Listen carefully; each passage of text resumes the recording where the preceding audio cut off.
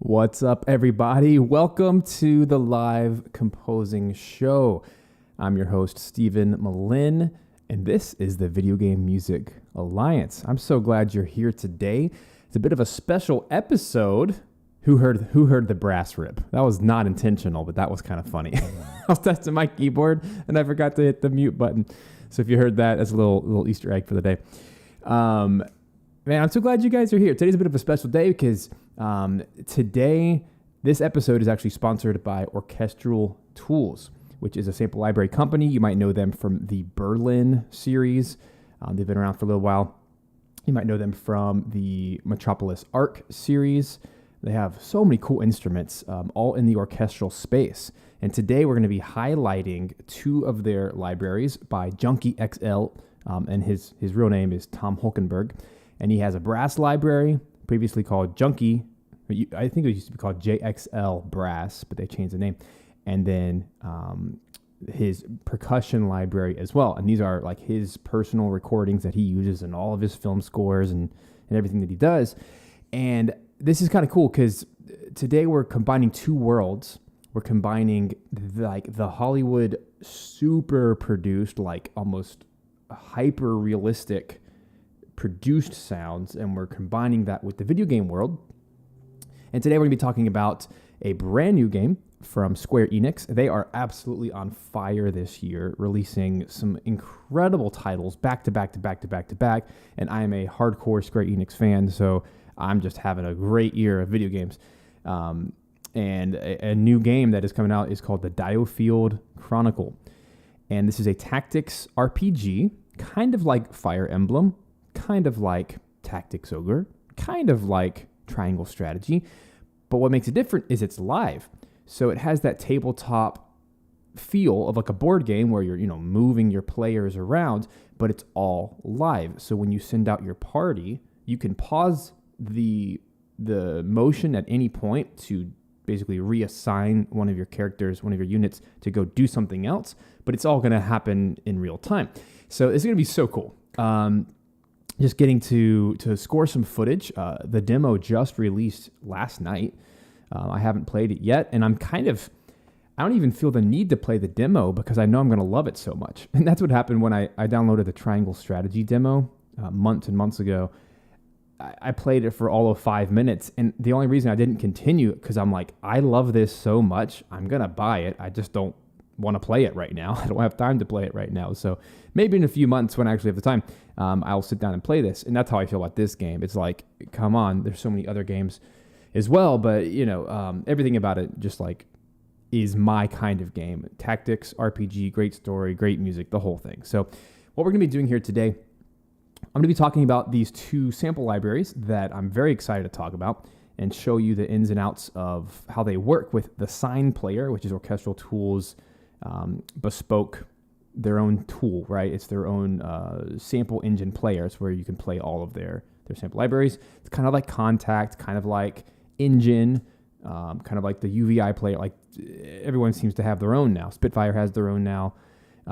Everyone's kind of moving away from Contact for some reason, but I can imagine as a Contact developer myself, I understand it. You have to play by their rules, and it can get very cumbersome that way. So if you have the resources and the power to make your own engine, it actually makes a whole lot of sense because then you can kind of script everything what you want to. But yeah, that's what we're going to be doing today. So it's going to be a ton of fun. So stick around for the full 2 hours if you can. And if you can't, come back. If you got to go for a little bit, come back when the stream's done and watch the replay, and you can actually hear the final track that we put together. So my goal during these streams is to always finish a track, even if it's a short track, even if it's just a minute long. It's worthwhile to hear the final so that you can hear, oh my gosh, that's possible in 2 hours? Yes, it is. And as a professional composer, this is what I do every single day. I'm sitting down for 2 hours, 3 hours at a time and putting out a piece of music.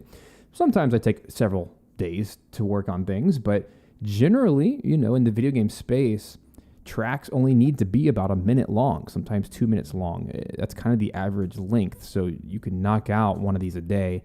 That's pretty normal. And even if you're not in the video game space, if you're in the film world or the TV world, it's actually faster. You actually have to write even faster than that. So my good buddy Brandon Boone, I'll pick on him for a second. He writes for the No Sleep podcast. He is churning out, I think, 20 minutes of music a week. Like, it's just so much stuff. I get it. It's just so much stuff. So as a professional composer, if this is the world you want to step into as a professional career, you have to learn to write quickly. And this is one of those reasons I really like sample libraries that aid in writing quickly, but still quality. So let's take a look. The first thing I wanted to share today is, while this is a sponsored video from Orchestral Tools, a quick disclaimer, I reached out to them, which I think is an important thing to say, because I love their libraries and what they do. I haven't had a chance to use any of their libraries. I've used a lot of other things. So this is an opportunity for me to actually use some of their stuff and to experiment a little bit. But I think more importantly than that, this is something that these are libraries I already wanted to try. And therefore, as a sponsored video, I hope that you know that my heart is to always be authentic with you guys and to always share things that I truly think will be helpful and interesting for you. Because you guys know I don't just recommend everything, because not everything out there is good or useful. So I always want to keep it transparent with you guys and hope you appreciate that. So we're going to be looking at two libraries today, the Brass and the Percussion by Tom Holkenborg. And the engine is the Sign Player. So if you don't have the Sign Player yet, this is actually completely free. You should totally go grab it. These free libraries are actually stellar. They're small, but they are so good. In fact, I just had a paid gig yesterday where I actually really needed some big band horns. And I couldn't believe it because I just downloaded like the Sign Player and some of these free libraries here. These are all super good. And so I was able to write a little brass band jingle using the rotary, which I thought was so cool. And by the way, let me take a second to say hi to some folks. I don't want to get too carried away. We have Marie. Hi. Micah, Matt, Jew. Who else we got hanging out? Joseph, Will. A lot of people. Ray, Bailey. So glad you guys are here. And more people popping in here as we go. Yeah, their free libraries are fantastic. So go grab these. These are all really, really solid. And honestly, like I could do a whole stream just using these and make something interesting. This Helix, which is their free string ensemble, is really, really good. It does one thing really well.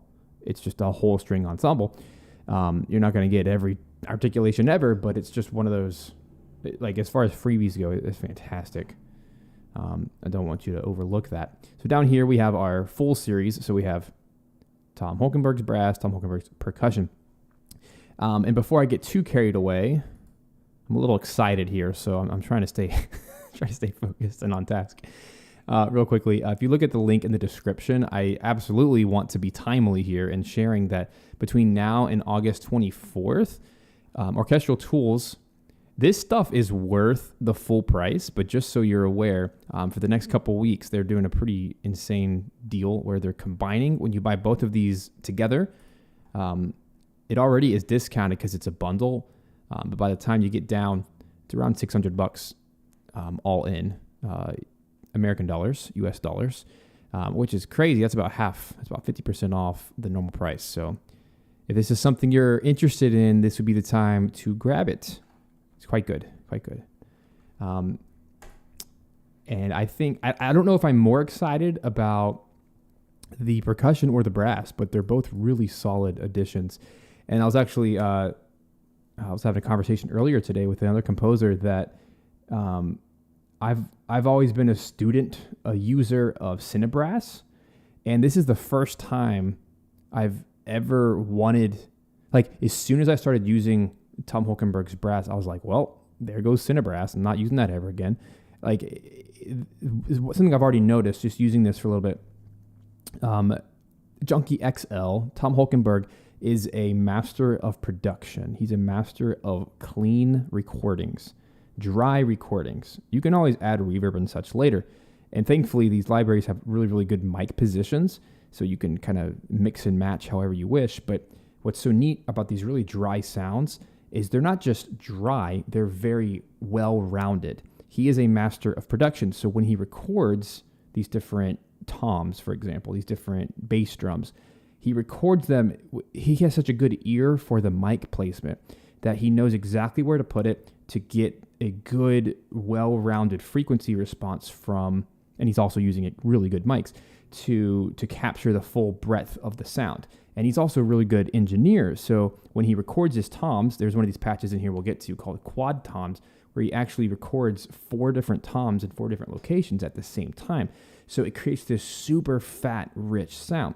So everything here is very organic sounding, but also very, very produced and polished. And I mean that in the positive sense. Sometimes we say produced, meaning like, oh, it's not organic, oh, it's not natural sounding, but this stuff actually has this really high quality natural sound is kind of what I'm getting at. So I'm really stoked to jump into these. So let's take just a minute, and then we'll actually dive into the gameplay itself and kind of walk through how the heck we're going to use this. But just a little bit of time I've used the Sine player. I've noticed that Orchestral Tools libraries are best used when you can start to lean into the key switching. I'm not a big fan of key switching. I usually like to just pick one sound and run with it. So I'm going to pick on, just so you can see the whole screen here, I'm going to pick on trumpets, for example. So I just grabbed a trumpets. Let's go here. We have full brass, trumpets, French horns, trombones, cimbassi, and tuba, which I already love that every one of these has a solo player, but you also have different ensemble sizes. I think that's so cool. So we have so the A just means the size of the group. So trumpets, the size of the group is 3 players. So 3 players, 6 trumpets, 4 horns, 6 horns, 12 horns. I already love that we have that division because that helps so much with creating the right size of the ensemble that we need. Trombones, same thing, 3, 6, 12. And we even have 3 bass trombones. How cool is that? I love that. And it's going to let us have a really big balanced sound. So over here, the Sine player is very simple. And I do appreciate that because over here we have basically everything is round robin, right? It's multiple samples, multiple takes. But down here we have our key switching. There's no option to my knowledge, to actually turn that off or like do velocity based or whatever. But I think that's good that everything is uniform. It's all recorded in the same hall. It all has one big bombastic sound, which if that's what you want, this is it. And down here in the key switching, what I've noticed, even just watching other people use this library to greater effects than me, people are like flying through these key switches while they play. And I think that's the secret to making this sound the best it possibly can. You can come up with a really cool phrase with one patch like this.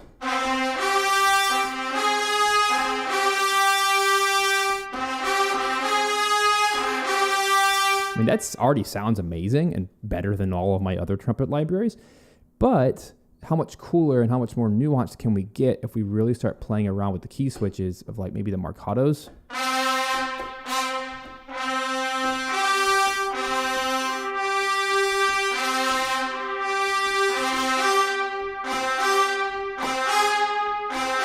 You guys even heard earlier, the rips are so cool.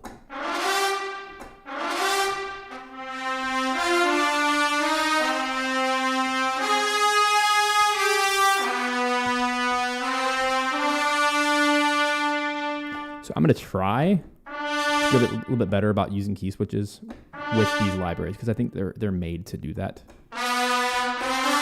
Even if it's just like the first note of the phrase.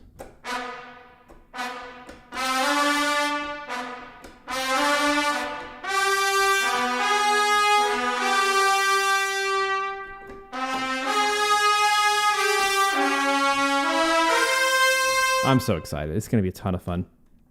I 100% will be using trumpets in this because this track needs to be heroic and adventurous. It's kind of the style of this fantasy tactics environment, right? We have a band of warriors fighting for freedom, etc., for our nation. So it almost always has to have some kind of militaristic quality. So by using brass that's really strong and like unison melodic stuff is going to be really, really powerful. Similarly, I mean, these horns are just delicious. And by the way, I haven't added anything. These are just the mic positions. These are just the hall reverb that's baked in. I haven't done any producing whatsoever. Look at my chain. It's completely empty. The only things you see are a limiter in my stereo out that just kind of prevents peaking, and then Voxingo recorder, which is what I use so that you can hear my streaming audio, and that's it. Yes, totally. Whoever just said it. So Ray just said Jerry Goldsmith style score horns. 100%.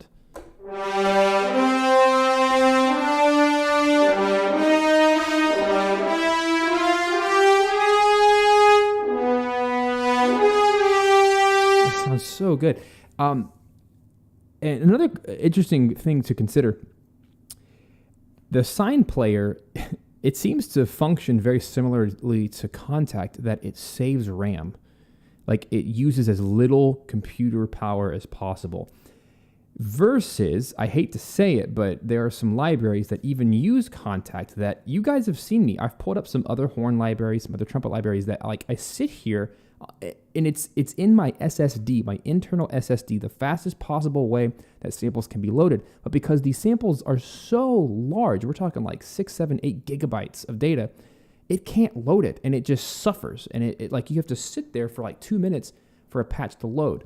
And I can deal with that, but then when you get into like the bouncing in place or the exporting of the audio files, the overloading, the CPU overload of throwing on too many reverbs, like, it just becomes annoying and cumbersome.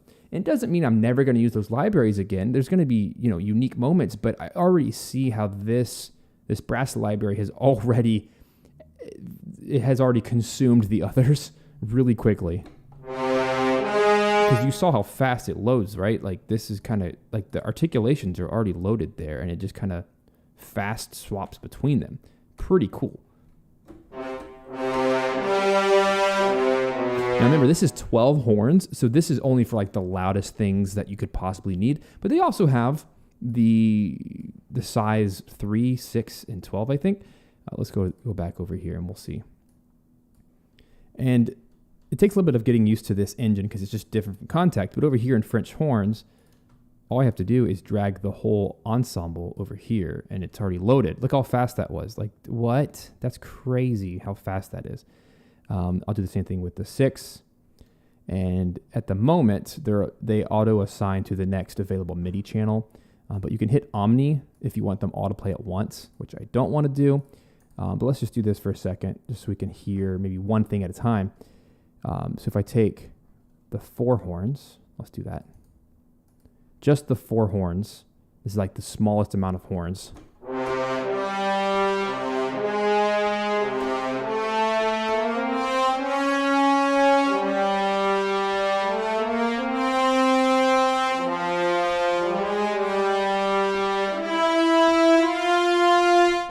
Now, I should also mention that this is completely legato. So if it's legato, then it's monophonic. You can only play one note at once.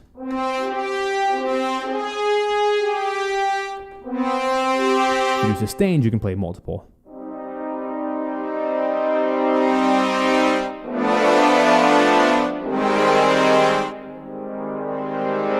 But if I was going to do that, I would use probably the soft.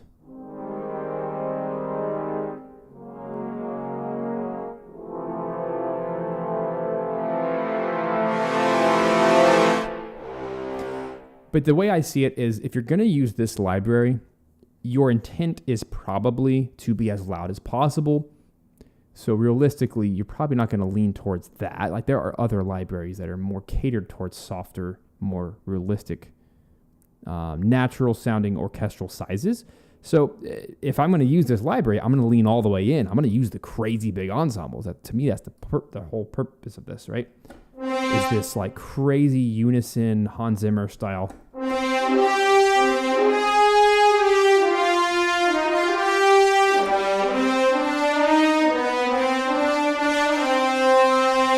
And so what should I do? Except to double that maybe with trumpets. Let's grab all the trumpets playing single unison notes. It's kind of the purpose of these libraries, I think. And the way we do that is we hit Omni. So they're all the same MIDI channel.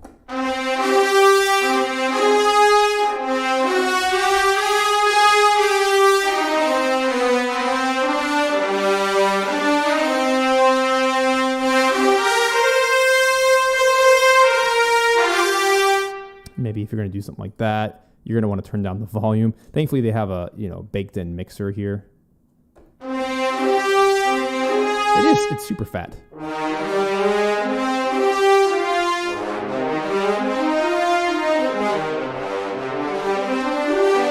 I mean, I've barely scratched the surface of how fat these can sound. But let's just do a quick little demo. If I just grab the full brass patch with all the articulations, again, look how stinking fast that loaded. That's insane to me.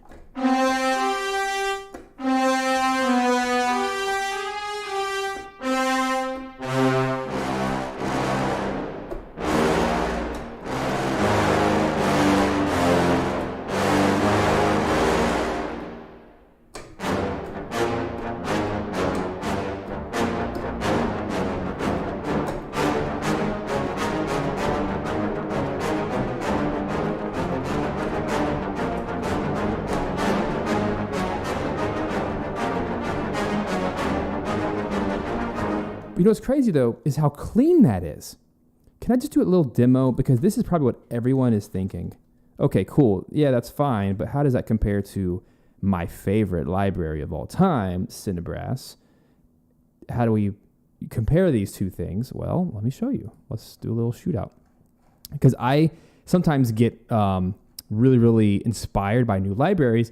And then when I go back and listen to an old library that is like a tried and true sound, I'm like, oh, okay, they're actually about the same quality, but I don't know. I don't know about this one, guys. Horns ensemble, let's just pick on, 12 horns. So here's an example, right?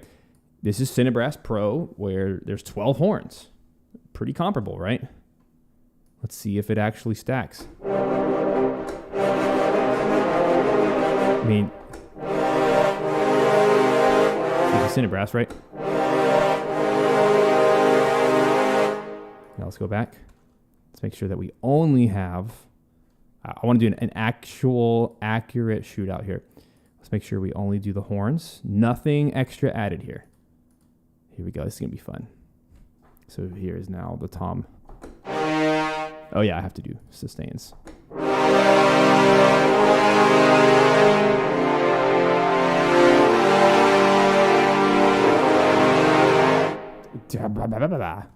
There's no comparison to me.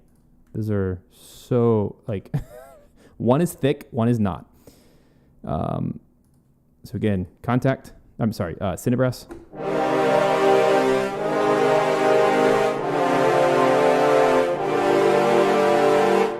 Tom.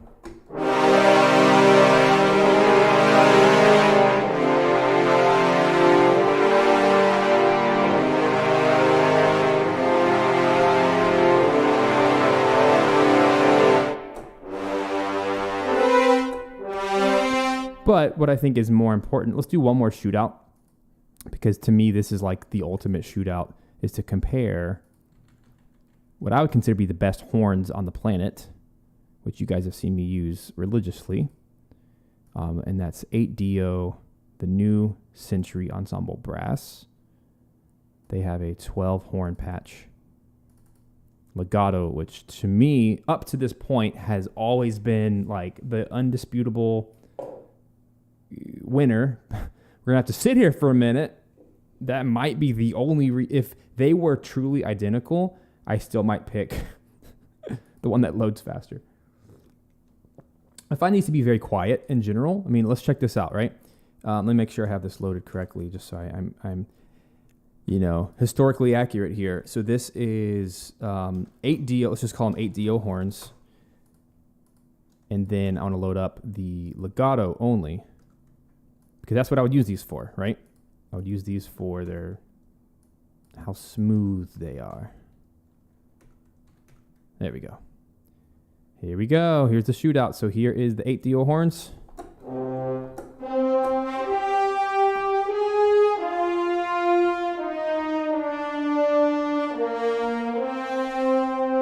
Nothing wrong with that. It's very, you can already tell it's kind of muted and very pretty sounding, but very large. And then tom.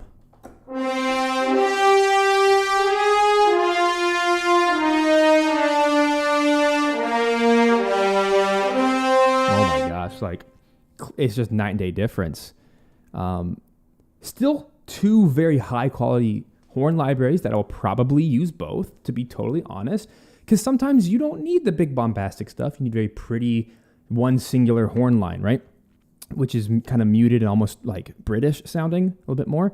Whereas the Tom stuff is going to sound incredibly American. It's just going to sound Hollywood. And I think that there's a difference there. So there you go. There's my shootout there. And I think that pretty much applies to all of the brass here today. It's all very bright, loud, but clean, which is a very, very rare blend for brass. So I don't know who's going to come out of the woodworks in the next few years and try to top this, but I don't know how it's going to be possible. Just doesn't seem possible to get higher quality than this, but I'm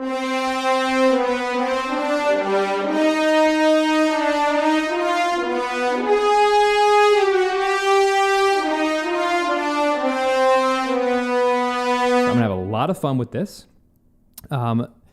Let's also take a look at the percussion side of things. So this is also super self-explanatory, and I just appreciate how simple Orchestral Tools is in their organization of their instruments. You don't have to go through menus and menus and menus, and like they get it. It's just like a couple folders. In this case, there's one folder per type of instrument. But my favorite patch is the first patch. It's called Performance Kit. You load it up, and literally that's it. All you see are these white keys right here. But what's so neat about it is they've taken every single patch from here and they've layered them up vertically by velocity. That way you can do round robins. Let me drag it up so you can see. So right here. So this one key, C1, I think it is all of the same instrument. Like that is an incredible bass drum.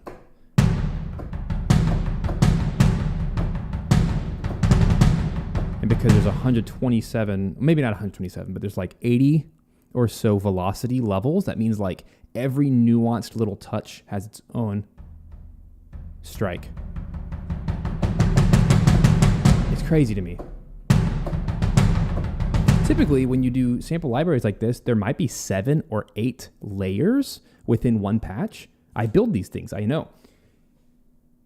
And what happens is, sorry about the camera. What happens is, for the sake of getting huge size of numbers of patches, we only record 7 or 8 repetitions, round robins, and then it's fine. But I love that this is not just fine. It's like, how do we get the absolute top-notch quality? Well, you need to record one hit for every possible hit velocity and then do multiple rounds. So it always sounds fresh. And then it just goes up by pitch using surdos, two-pans, concert toms, taille toms, marching band drums, and some of his custom drums. And what's the end result?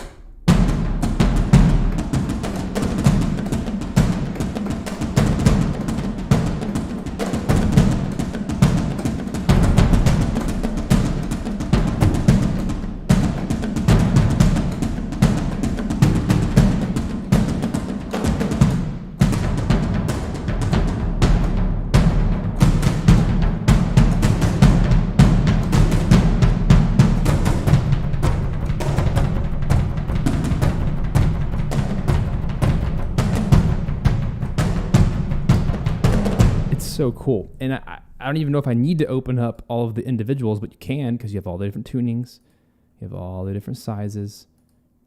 And then if you really want to get fancy, you could get rid of all of the hall verb kind of stuff and just go really all natural by going to the mixer here. And then you can go through and you can change the mic levels, obviously mute solo, or just get rid of, whatever blend of microphones you wish, which I think is fantastic. So big fan. And I have a lot of orchestral percussion libraries. I have Damage, I have Palette, I have whatever, all these different things. What's the other one? What's the big one? Contact. I'm drawing a blank at the moment. It's over here. This is why I just kind of put everything in a giant list. I don't remember where it is. It's one of the Red Room audio ones. But there are so many libraries out there that have a lot of epic hits, right? What I like about this is it's clean, and I could see this being a staple of just about every orchestral track because it has the range of low to high, and it kind of fills timbrally all the different frequency spectrums that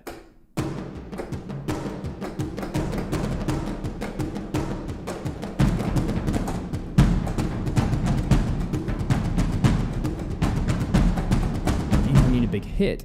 It like just takes care of all those things. So it's simple but effective.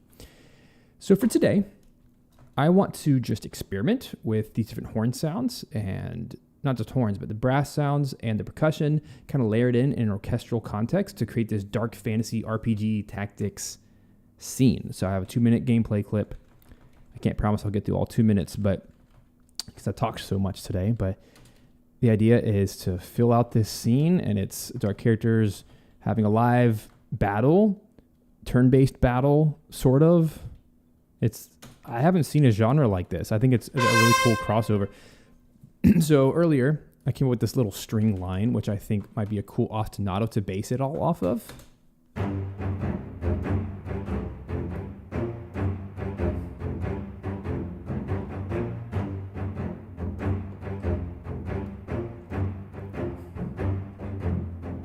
Very simple, and I might change the key, but the next thing I did is I found in the trumpets this rips, which I think is so cool. So if you do G sharp on the key switch, you get this. What a cool way to start a phrase.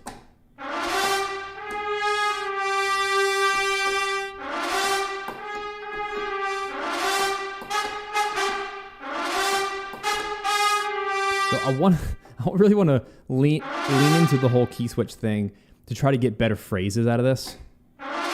So I want that short, probably staccato.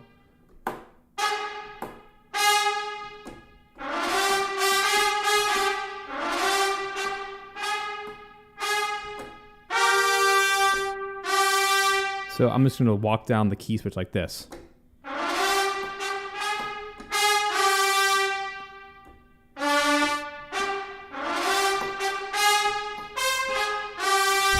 Eric is calling me out for writing in 4/4. Who does that? Lame. Mainstream. I like it though. I think it's gonna be cool. I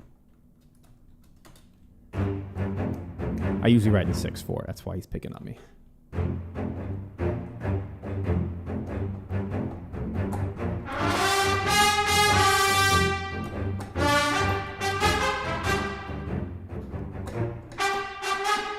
So for those of you who write with key switches, what do? Do you just like play it in one and then go back on a second pass and record the key switches? Is that a thing? I don't ever use key switches, so this is actually kind of fun for me. So I'm thinking of 2 bars intro. Okay, 4 bars.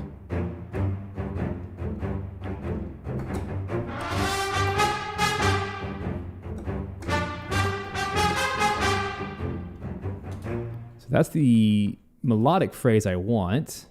So maybe the secret is to do 2 passes. That's a little tricky. I don't know how you people do it. Will says, I put the key switch in later after I write the line.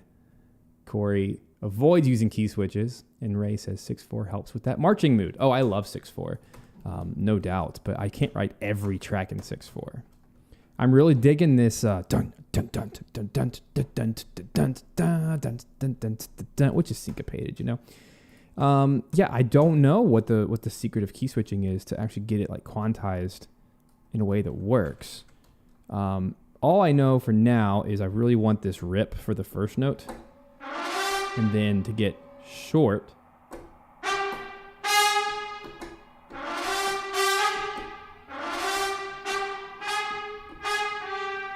Yeah. That's so good. Ooh, Micah, you're changing my world here. Micah says in Studio One, he has something called sound variations. He can literally select the MIDI notes I want to change the articulation for, and then select the articulation. It's magical, and it's changed my workflow so much. That sounds amazing. I wonder if something like that does exist in Cubase. I used to use a plugin called the Articulation Switcher Pro inside Logic. I don't know if that exists for other DAWs, though. But it was essentially where you could, in your automation, just like you can automate sustain pedal and main volume and expression, whatever, it created an automation lane for what MIDI channel you were on, which I thought was very fascinating, because then you could map it to your controller, like a slider or a wheel or a pad or something, and then you could literally, in the middle of playing, very quickly like slide. You don't have to hit your key switches. You like slide on a slider between them, and I don't know. It's just cool. I digress. Well, either way, you know what I'm thinking of right now is Zelda. Hyrule Castle.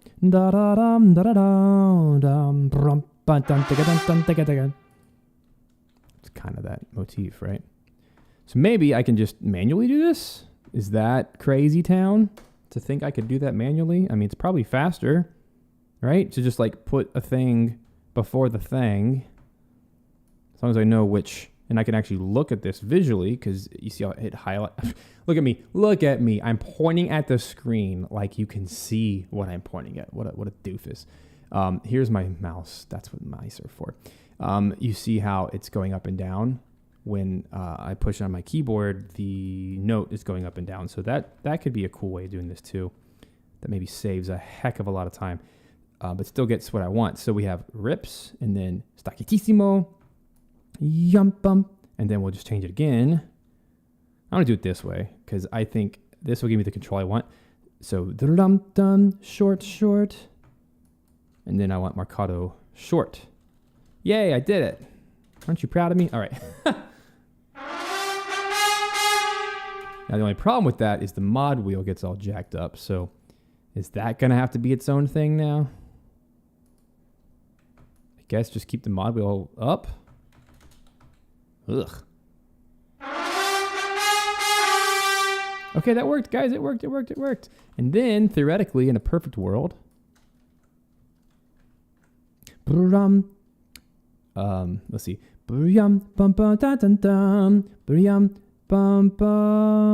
Triplet.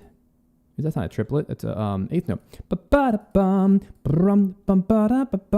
This is going to really force me to write like I'm writing handwritten music on sheet music, because if I choose a key switch, I have to like really commit to it. So I'm kind of liking this. This is like a really cool hybrid. Is this what you people have been holding out on me for all these years? I used to hate key switches, but now I'm like very fascinated by it, because the results kind of speak for themselves. It's really worth doing. So let's take a second, and I hope you don't mind me taking a second to do it. Triplet. I don't think it's a triplet, because we're in 4/4 time. Da da da da da da da da da ba ba ba bum. Is that a triplet? Yum dum triple. No, it's just da da da da da da. I think it was just eighth notes. Cool. Liking this game.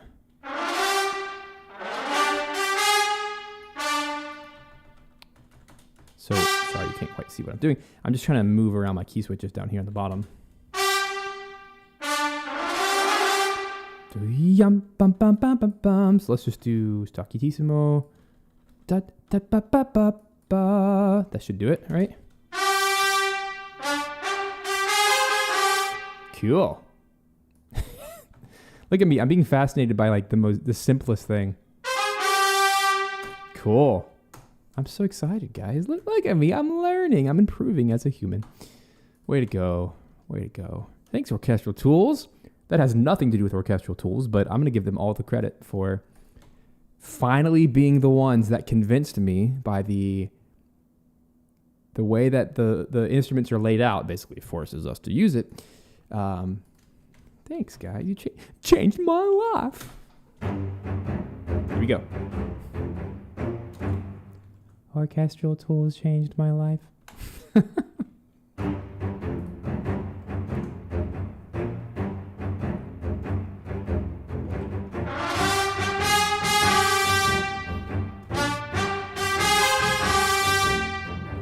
Cool. Ooh, Robert says Tom Holkenborg has a very long and extensive video about it. What about? About the power of key switches? Share that link, would you? I think we could all learn a thing or two. I'm a young dude. I've only been doing this for like 15 years, which sounds like a lot, but it's not when you compare to my heroes who've been doing it for 30, 40 years. Those guys know what's up. So I can always learn a thing or two from them. I'm always a student. Never the master, always the student. So let's do this. I'm really hoping that the key switches are identical. Oh, praise the Lord. Hallelujah. Now that is worth the money right there. What a simple thing, right? But the key switches are identical across the brass family. Mwah, chef kiss, mwah, right? Because check it out. I can literally use the exact same MIDI, and now I have the horn line as well. It probably needs to be, oh no, look, it's identical. Ha! How lovely. So here's the horn line that I wrote for trumpet, but now will work perfectly. I hope. Come on. Don't make me a liar. All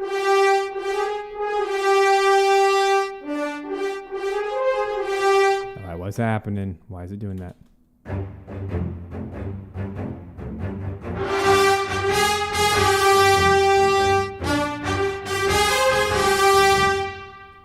All right, let's see what's going on. It sounds like... Are they an octave off? Is that what's happening? That might be the case. Because it says G sharp 6. Oh, it's in the high range now. Okay. I spoke too soon. But at least they're in the same order. So check this out, right? So the horns articulations are actually on the top of the keyboard instead of the bottom of the keyboard. So it just means that I need to go over here. I'm going to hold shift up until I get into range. And now it should all be good to go. I sure hope that's what's happening. Yeah, there it is. Let me explore. So this note here should be G sharp 6, and it is, I think. Okay. So yeah, you gotta move it. That stinks. Okay. -1 for Orchestral Tools. I have to keep it honest, guys. I have to keep it honest. -1 for not mapping him the same way. But I guess the reason behind that is they can't put, because like the tuba and the chimbasi and the trombones obviously are covering the range that the trumpet key switches were in. So what I wish they had done differently is I wish they had put the key switches all in the same octave, even if it's like an obscure octave like C0, which doesn't exist. Or C, it does exist, but C1 or C-1 or like C8, like an imaginary octave that only your computer knows about. I wish they had done that, because then I could literally have copied and pasted, but it's fine. It's fine. I forgive them. That's a programming nightmare. So I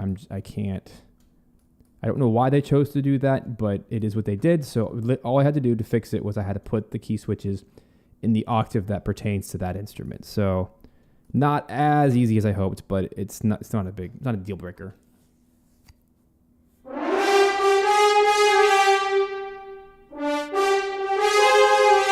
Okay, so what's happening? So perhaps I need this one to be long.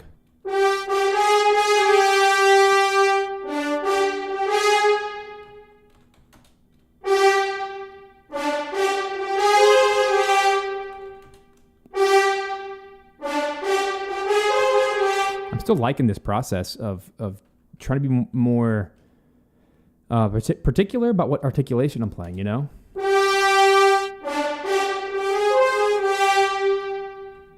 I can live with it.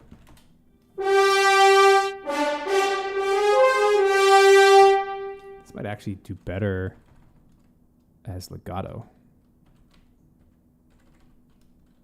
there.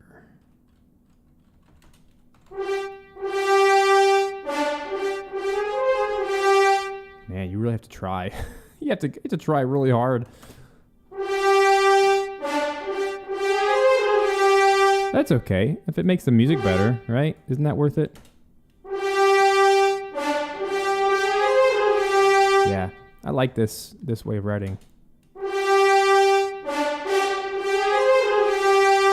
Cool. I'm a changed man. Thanks, guys, for pushing me to be better. Dang it. I have to get better. That's how I feel sometimes. But yes, you do. Yes, you should. You've never reached any level of mastery.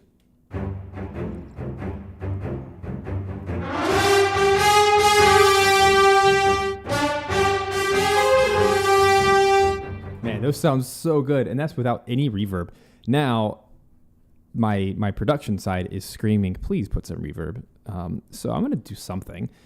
Let's keep it simple. I'm just going to create one aux track called an effects channel in Cubase. Every DAW calls it something different, but I'm just going to slap on some 2C Aether, my favorite reverb. Call it Reverb. And it's an effect track, which actually does absolutely nothing all by itself. What I can do is I can select all of the tracks that I want to send to. And right now I'm just going to do a Q link, which means all of these tracks are now going to do it. And I'm just going to, let me actually select all four. We do a send to the reverb. And now we're going to let's start off very, very light. So -30, which is something like, if we put in our orchestral hall here, 100%, the -30 is somewhere around like 10%. I don't know what the exact percentage value is, but it's not a lot. It's a very tiny amount of reverb. And what I'll do is individually, as needed, we'll pump some more reverb on them. So I do think that these three, the brass instruments, need a little bit of love. So maybe -20 for all three of them. Let's see what that feels like at a lower volume.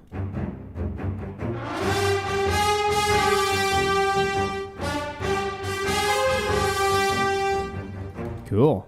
I'm liking that a lot. I don't write a lot for trumpets, so this is a good excuse to write for trumpets. Yeah. And I do think here this would do better as a Marcato long articulation. I know it's very particular, but just to kind of keep the length in there. That's solid, man. That's solid. I'm already really, really happy with this, and we've barely done anything. So let's just start jamming on this percussion.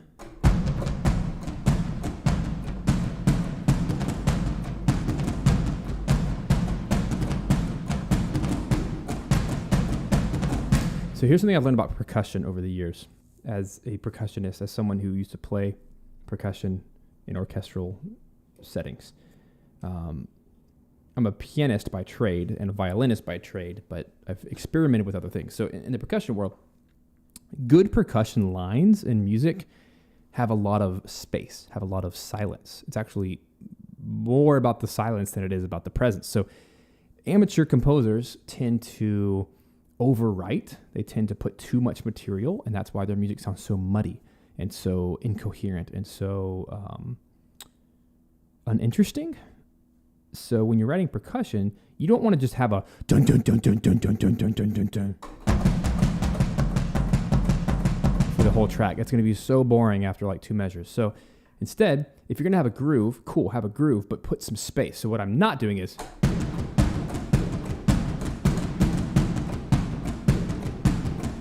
we don't need constant eighth notes. Instead, or 16th notes, whatever those are. Instead, space.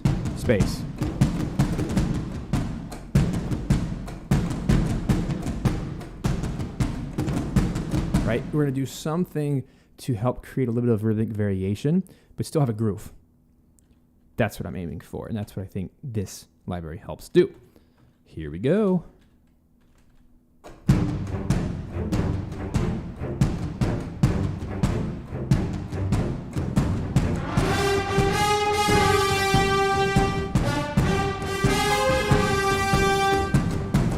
Cool.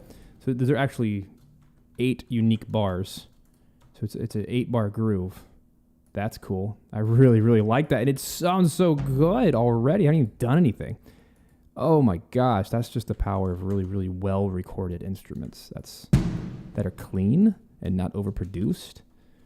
I think those are eighth notes. Yeah, they're eighth notes.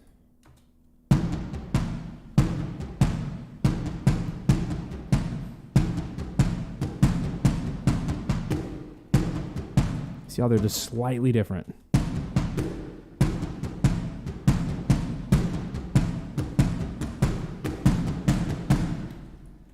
Cool. Man, that's so strong already. Let's throw up some gameplay footage so we can see what the context is. It's battle time, baby.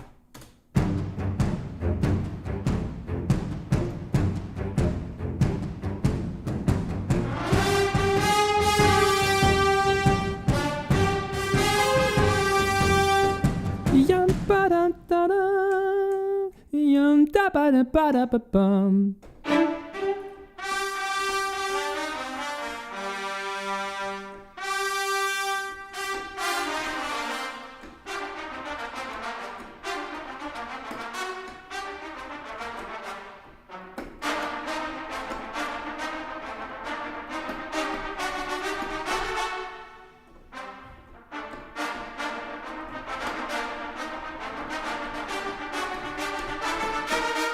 Oh, I can't wait. This is going to be so much fun.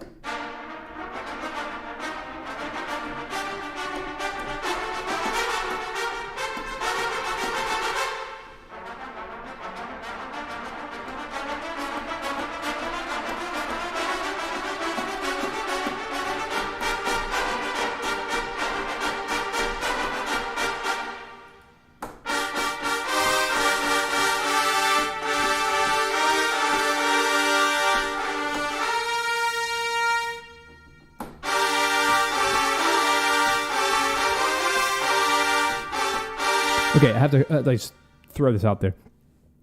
So I can now finally share publicly that I had the recent experience of working with one of my legendary heroes, Hitoshi Sakimoto, who is the composer for Final Fantasy Tactics and Final Fantasy XII, among many other things. Vagrant Story, Tactics Ogre. Oh my gosh, so many good, amazing soundtracks. And because my mind has literally been in the world of Final Fantasy, my hands have been on the music and like that's where my brain has been for many months now. It's crazy how much that style is just like leaking and oozing into my music, and I love it. It's making me so happy. So that's where my brain is. So I'm totally treating anything I do in the tactics world right now, it's just like leaking through Final Fantasy Tactics. So that's where my brain is. So lots of brass, lots of like triplets, lots of little fanfare kind of things, because that's what he's known for. And I can't believe that tomorrow we get to work together and doing the recording session for the choir. And then in 2 weeks we have strings and brass, and it's just a dream coming true. Oh my heavens. So anyway, back to the show. Hey, thanks for the sub. Welcome to the family.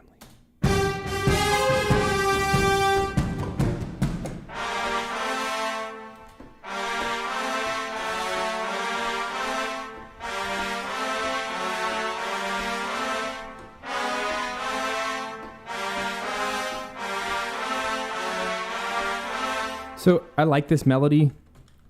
We'll extend it. So 2, 4, 6, 8. I can count, I promise. I graduated school and stuff. B, there we go. I want for this melody, we'll do some kind of like antecedent of this phrase in a second. But right now, since my brain is on this,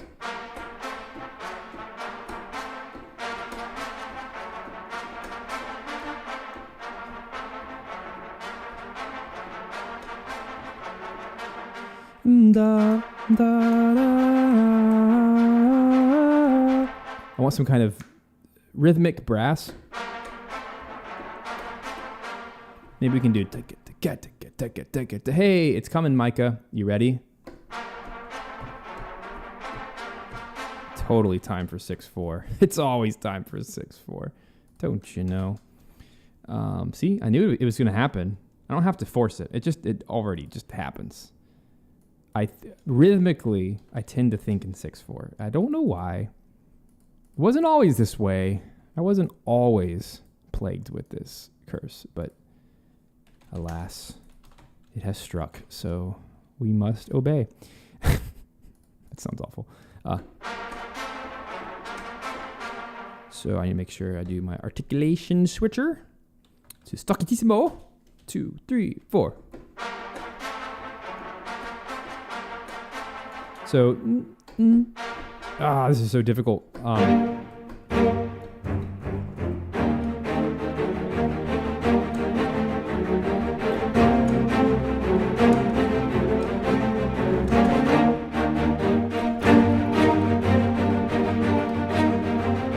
Wasn't that the Fire Emblem one that we did? Or the I've already used that. That's already a thing. Yeah.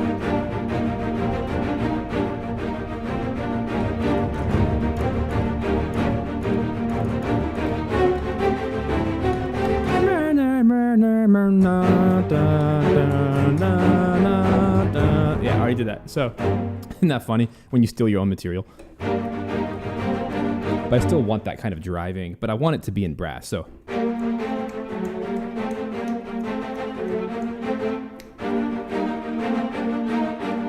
I guess these two tracks could be in the same soundtrack. And ultimately, all of these demo type tracks that I do on this stream, they all go to a music pack anyway, so it's not a bad thing to borrow some of the same material.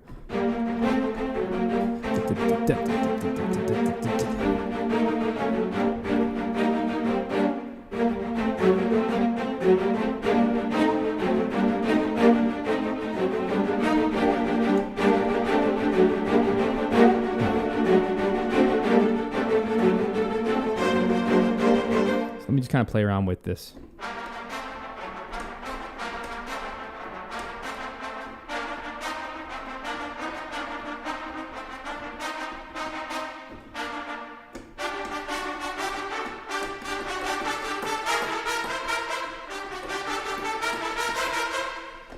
Yeah.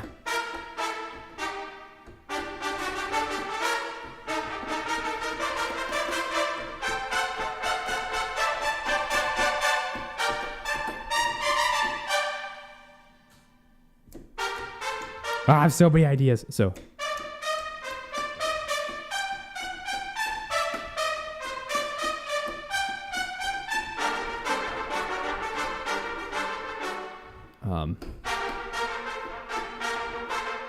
So what we came out of.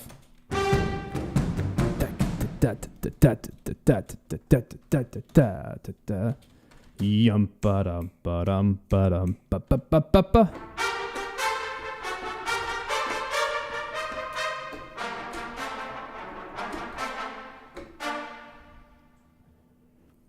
So what I want to do is kind of lean into, let me go slow. I don't want to rush.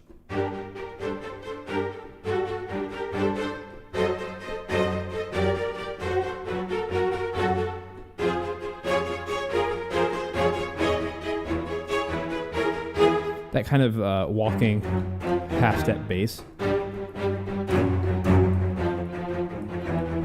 And it like changes modally.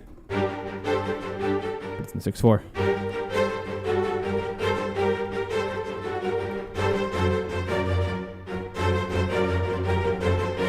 Like it makes it more dramatic. Like this is an important fight. Life and death.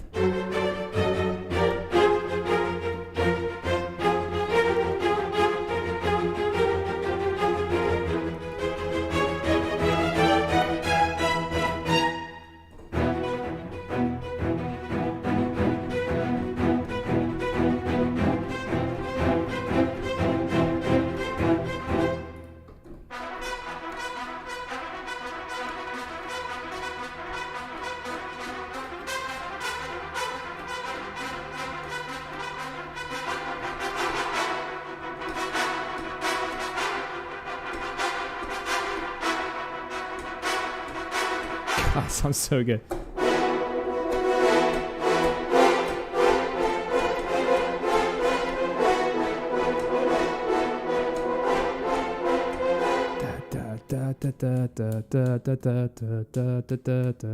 Dang it, a 7/4.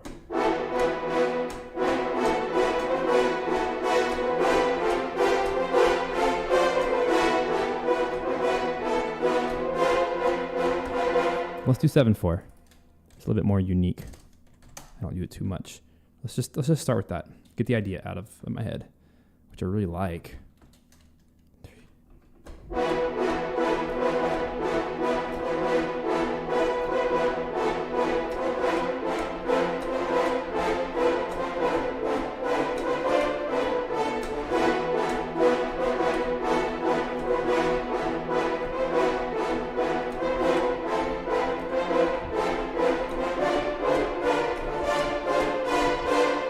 Yeah, come on, that is so Sakimoto. Telling you, and I've been binging his soundtracks lately. So I say this a lot, but we become what we listen to. If you want to sound like a certain composer, listen to what they do, and you will naturally start to pick up their traits.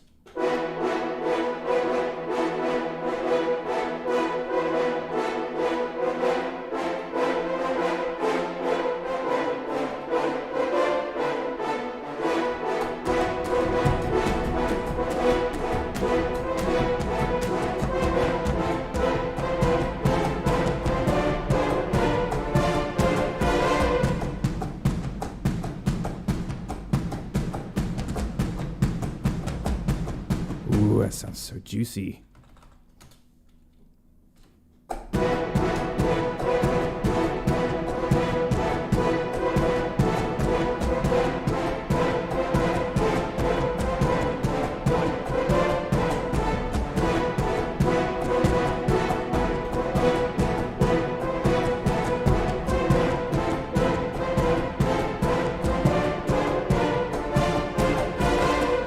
Cool. I love that. It's so natural sounding.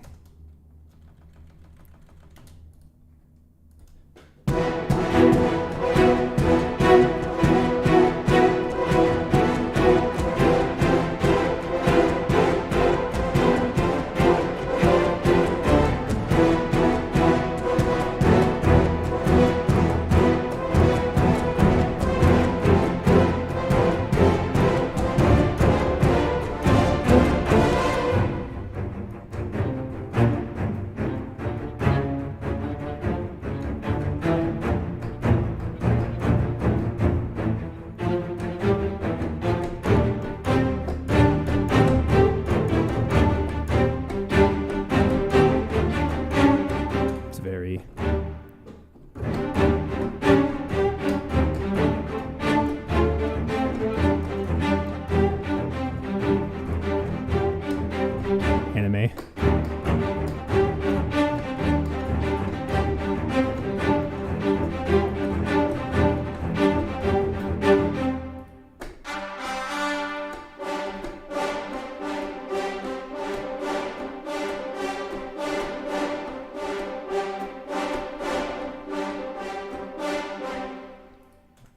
Cool. I'm loving this library.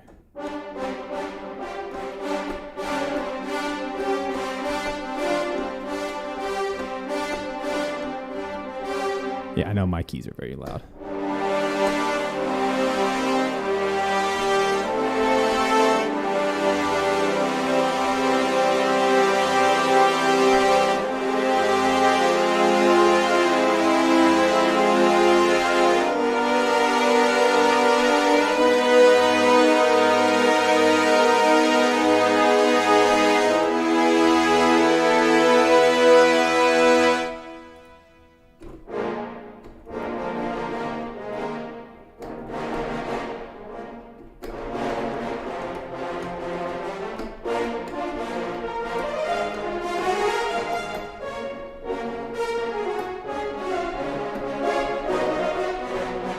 God, that sounds so good.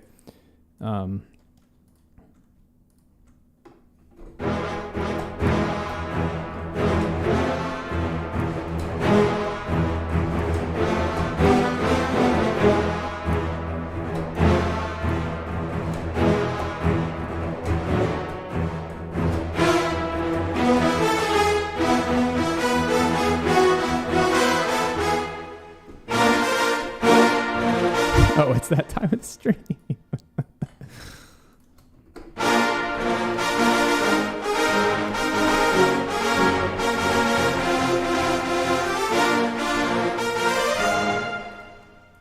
Yeah.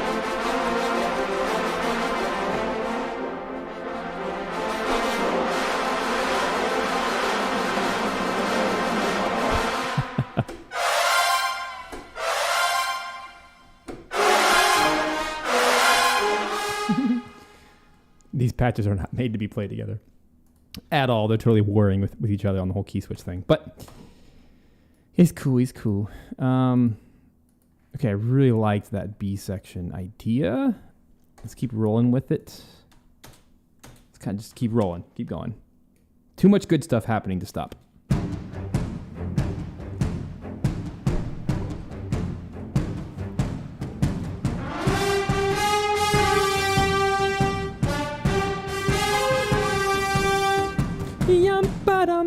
There's no way that can stop. Absolutely needs to keep going.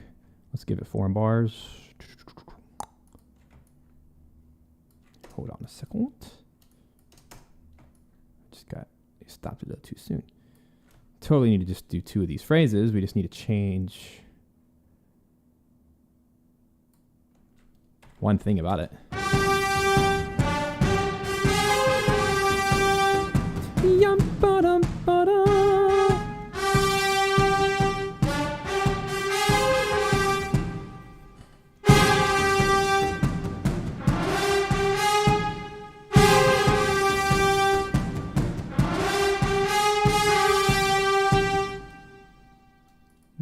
Again.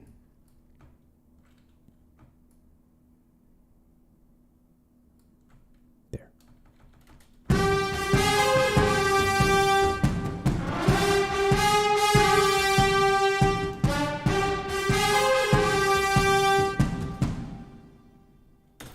What's a good count here? So here's my phrasing. So this is going to be my A section. This is going to be my intro. Smash that like. Break it. Break that like button so no one else can like it.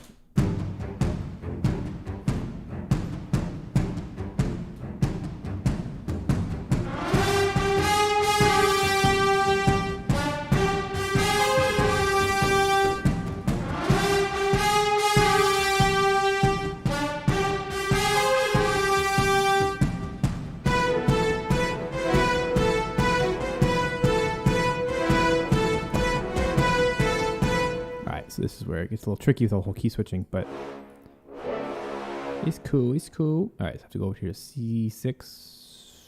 This one, I think.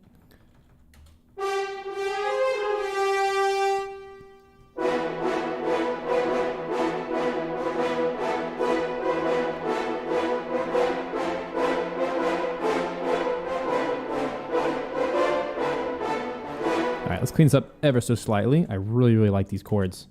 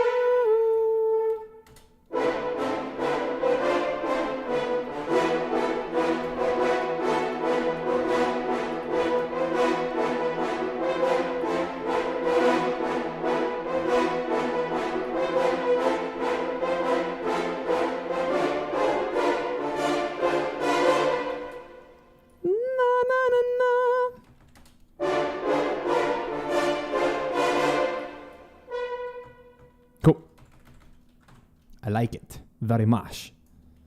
Very, very much.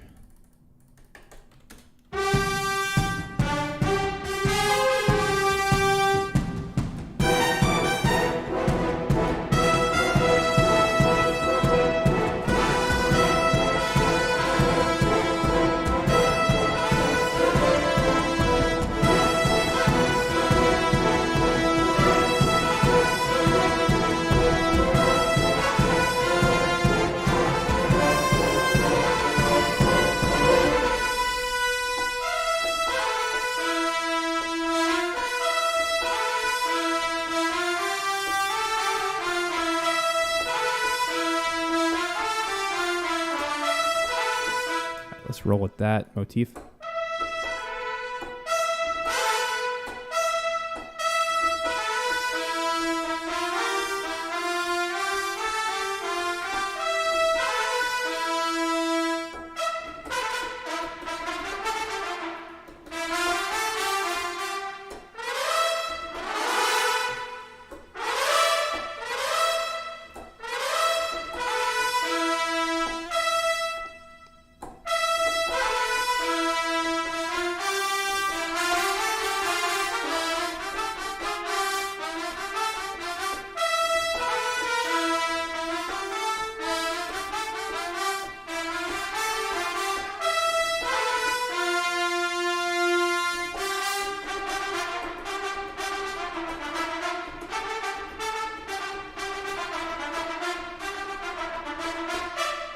Cool. Let's roll with something fun like that.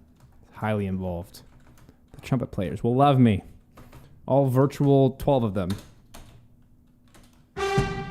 Trumpet players live for that kind of line. Come on.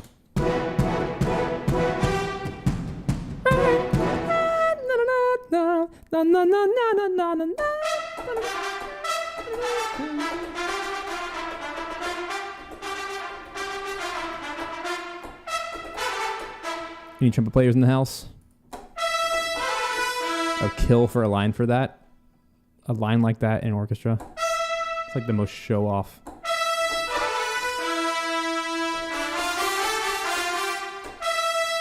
I just gotta learn these key switches. Oi, that's the hard part.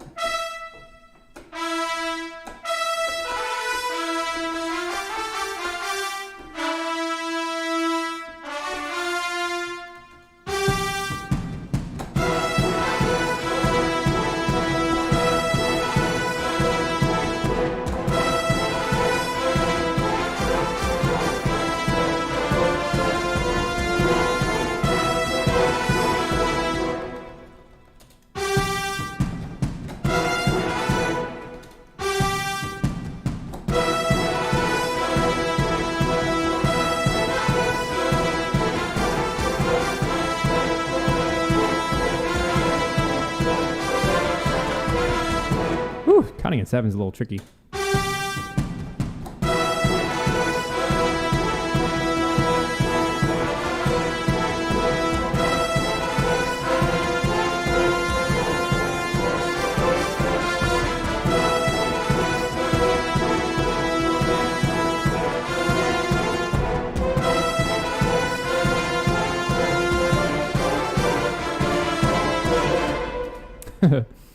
So the only way that some of that's going to work is if we double it with some other legato instrument.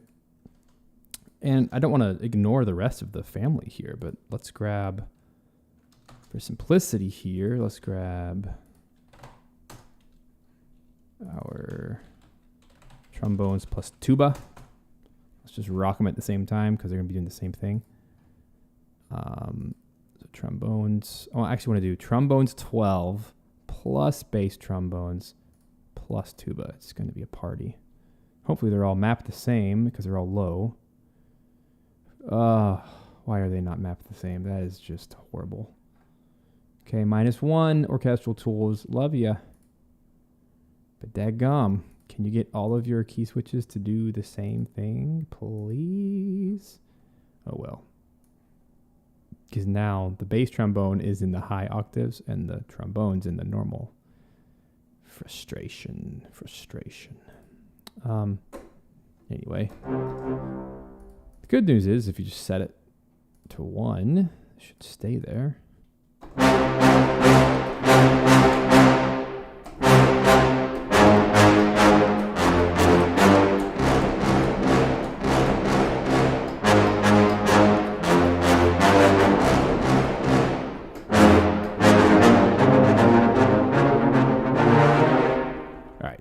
Tuba, way too loud.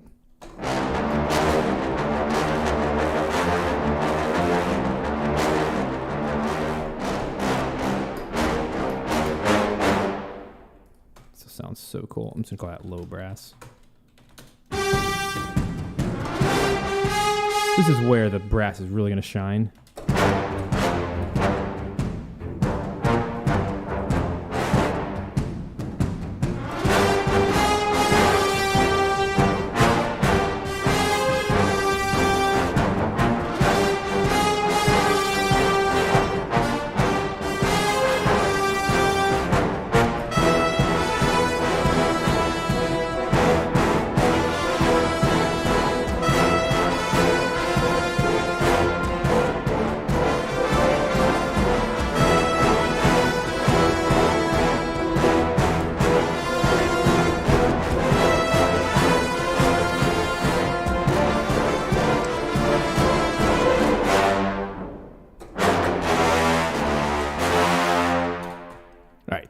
This will be cool once I settle.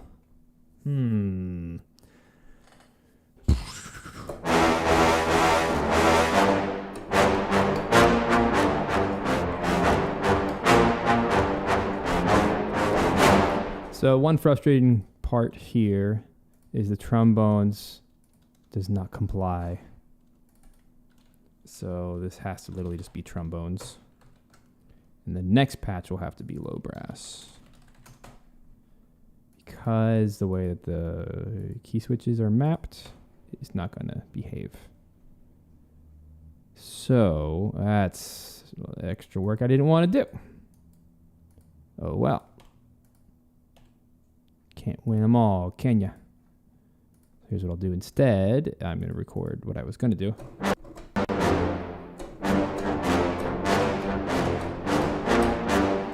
Transpose.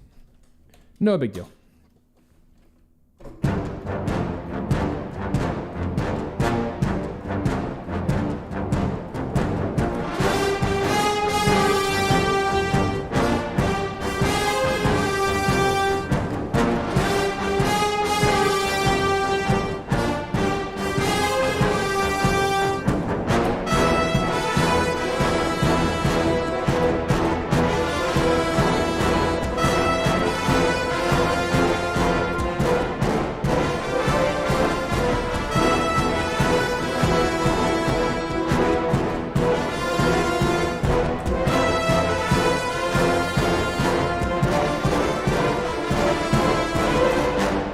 Cool. I should end on an E, or nothing. Excellent. I like that a lot. So the only thing I have to change is basically going to copy that into the trombones, and now the trombones, as long as I don't change the, basically have to chop off the low half,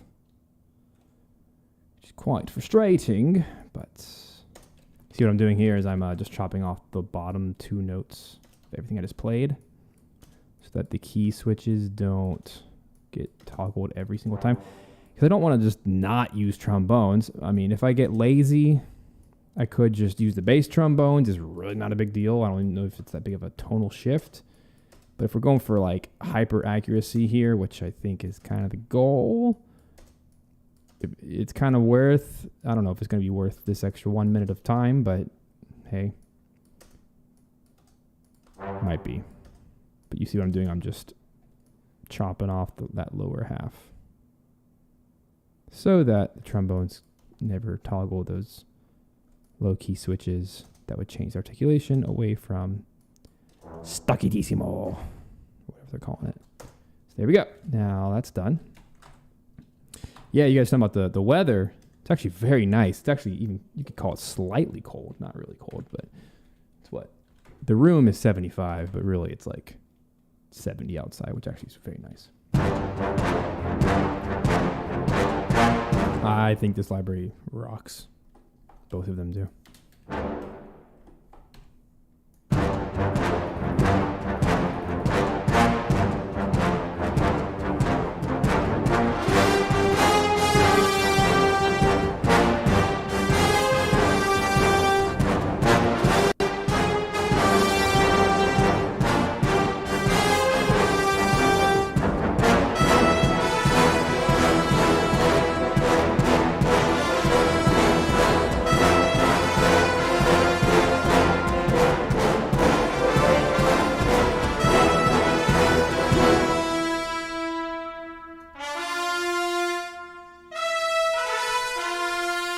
Cool.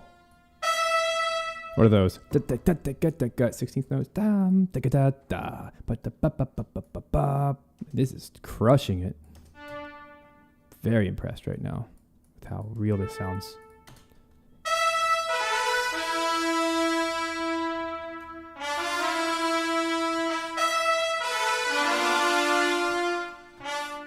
Let's clean it up a little bit.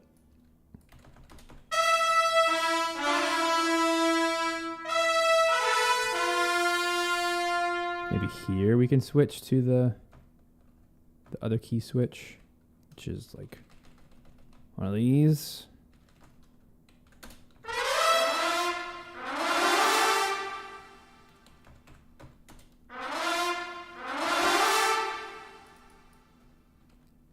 Where are you?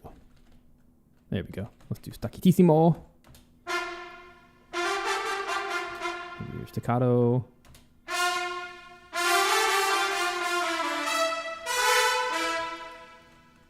So this would put us back at just playing around with these key switches. A lot of fun. So again, this is what I said earlier today, is that you really have to focus on what notes you want to play. There's no hiding, which is probably for the best.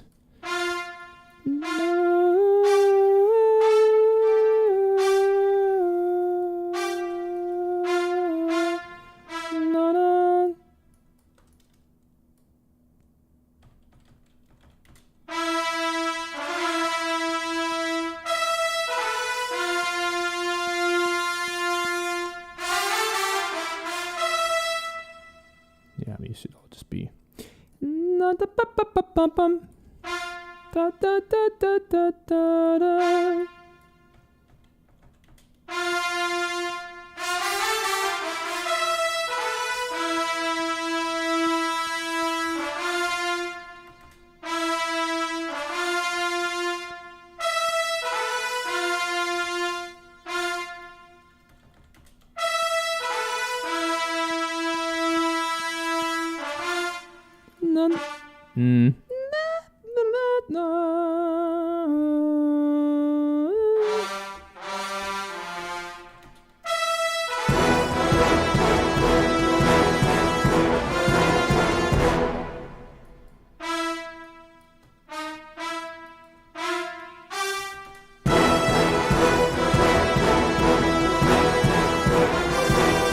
Yeah, I like that note.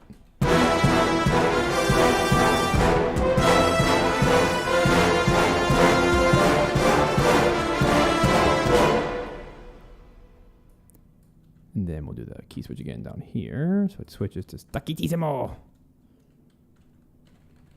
Staccatissimo.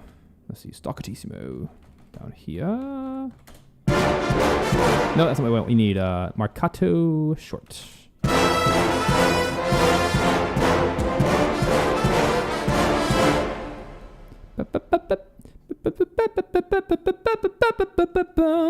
That's what it needs to be. Na na na na na na na na na na na na na na na. No, no, no, no. This should all just be kind of copy these over here. And so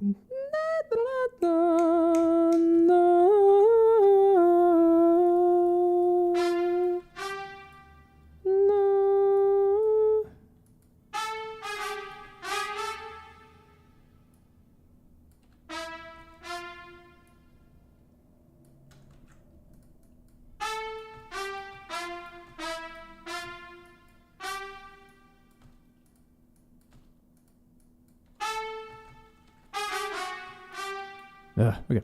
Na, na, na, na, na, na, na, na.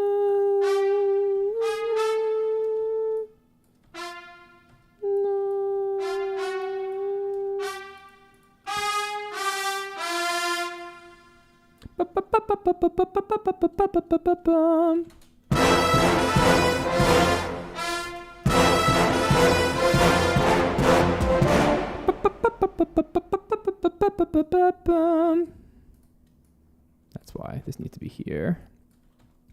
No, no, no, no, no, no, no, no, no, no, no, no, no, no.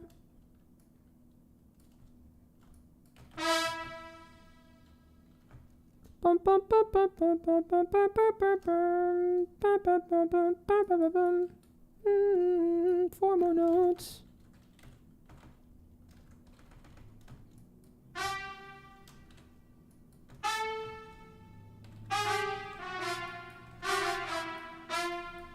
Cool. So that, I think, becomes an 8/4 bar.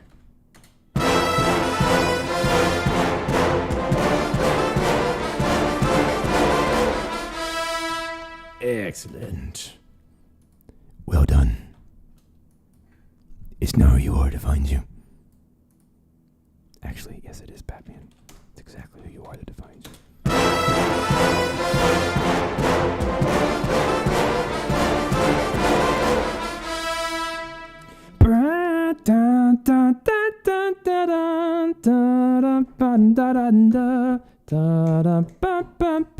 This is where the 6/4 is gonna do its thing.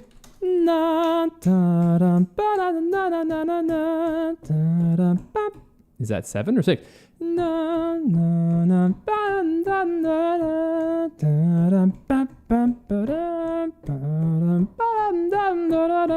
It's actually 4. Back to 4. Cool. Don't judge me. Don't judge me. Na na na na na na na. That'll make a cool little phrase, and it can be horns this time. Na na. Na.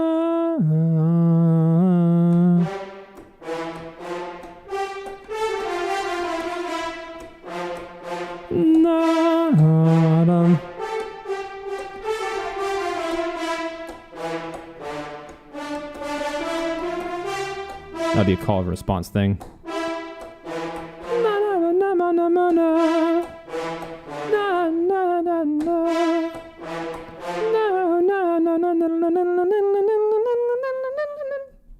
And then probably a loop at that point or something, or second chains. Okay.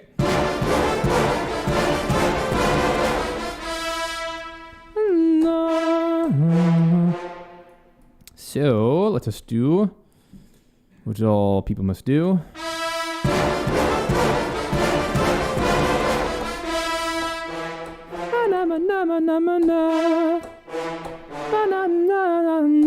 I did not have a click at all.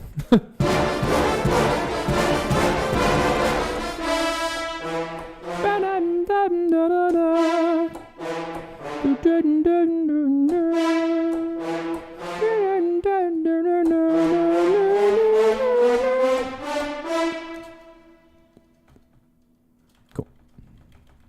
Is anyone following with me here? Or is this just I'm in my own world? Oh, I'm always in my own world. That's fine. That's what it means to be a composer. You're just kind of stuck with your thoughts.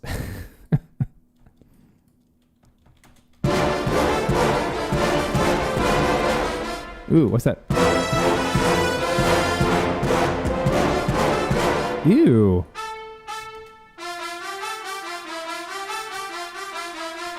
Okay, that was right.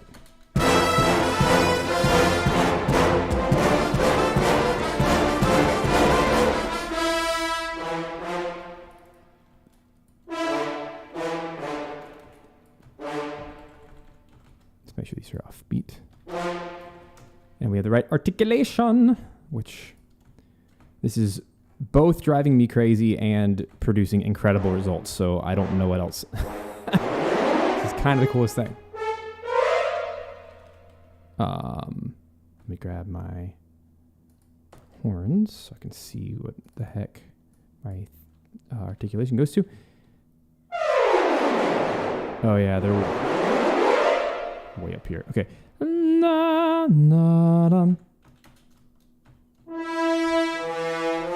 Surely there's a more potent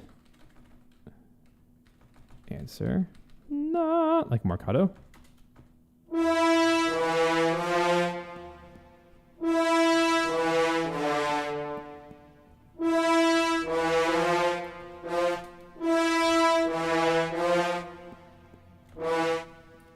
Down, triplet, triplet, triplet, triplet, triplet, triplet, triplet, triplet.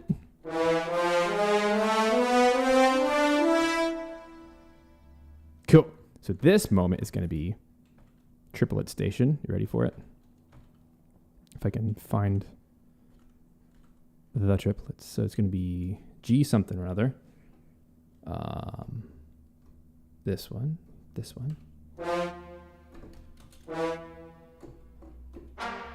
What was that?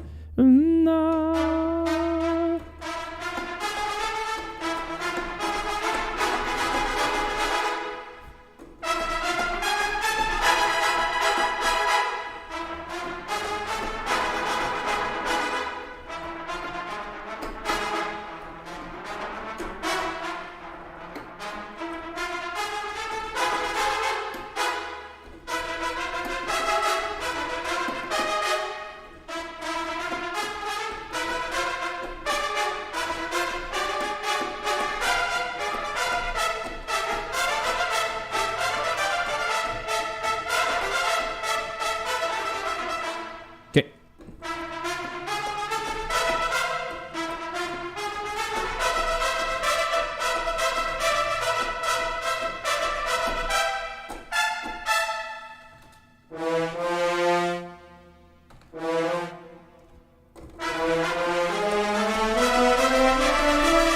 Ooh, that sounds cool.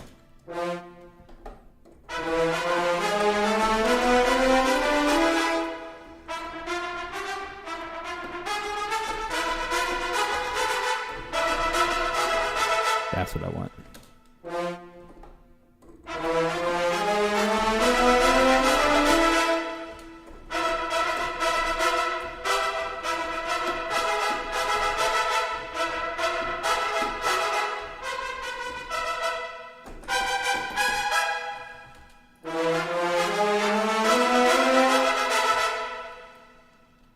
If you're going for like fast notes, this stuff is killer.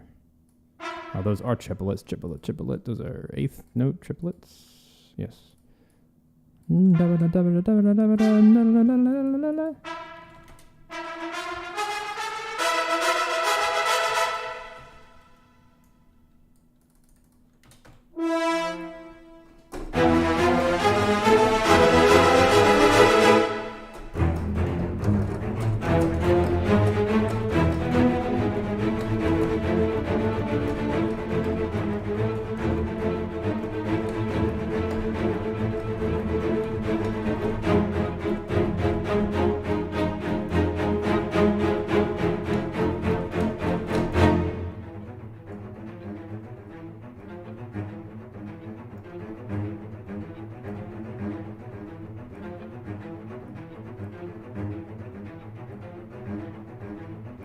Whoa, I like that ostinato a lot.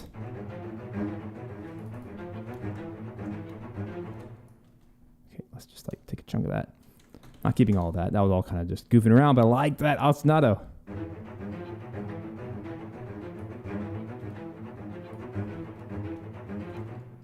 So let's pretend like that was the end of a phrase. Oh, those are all triplets, no wonder. I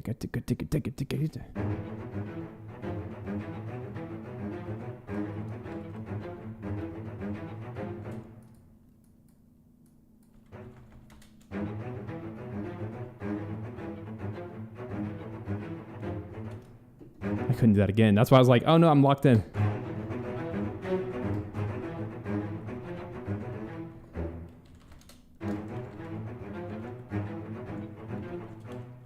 Let's go back to what I had.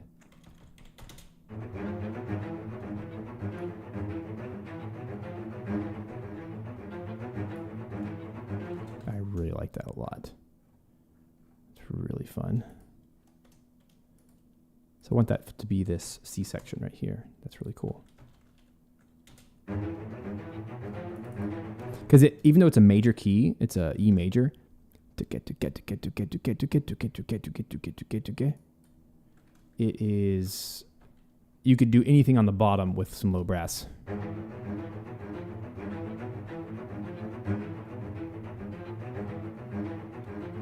That's so fun. I really like that. So let's copy that out. Turn that into something. It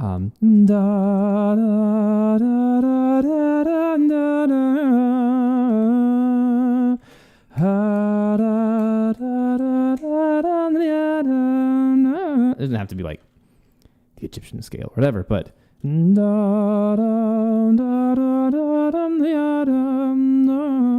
so the whole thing up to this point has been staccatissimo with the low brass. So I want to try making sure that, like, this gets its own melody thing. So as far as articulations go, I have to set this one up. So we need staccatissimo here at the beginning for him. And then trombones needs the opposite treatment. If you remember, what I'm trying to do is get this right here, which is the G0 key switch.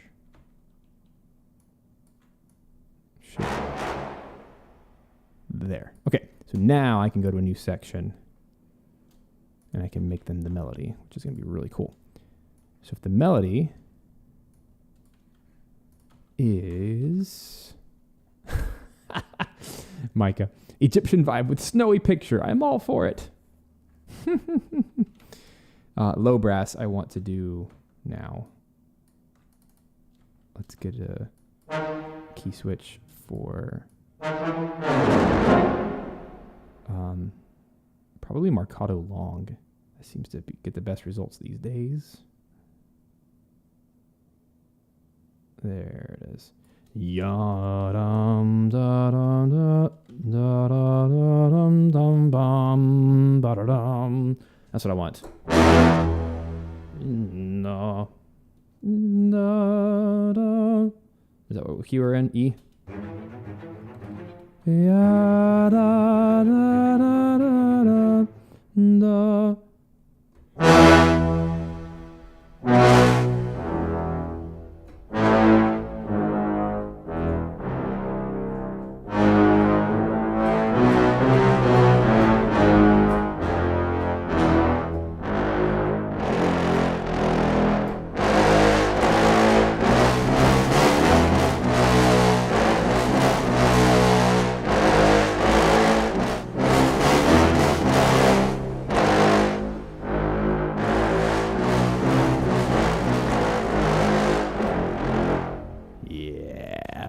Menacing.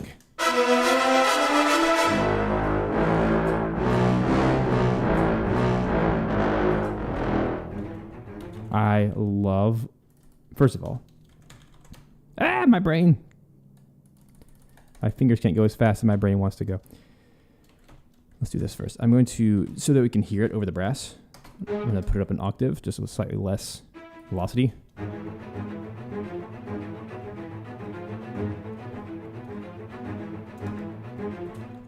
That looks really cool with the bridge.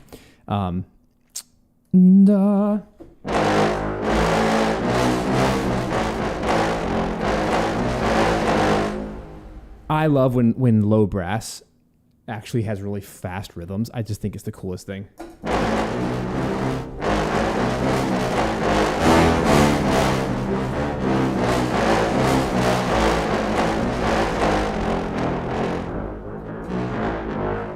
We could also explore with what it sounds like to change this.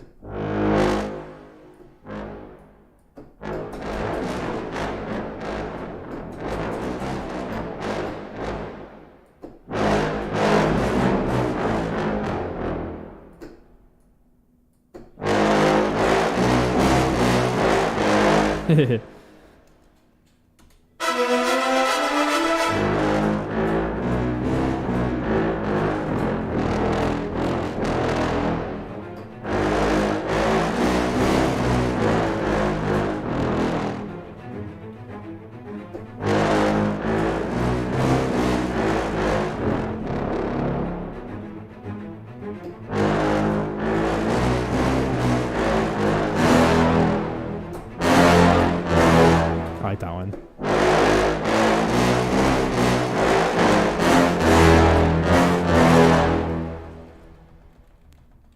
I've never written a low brass line like that. That's so fun. Oh. Oops, this little guy's out of place. Come on, key switches. Stop being dumb. There. Marcato short. Ah!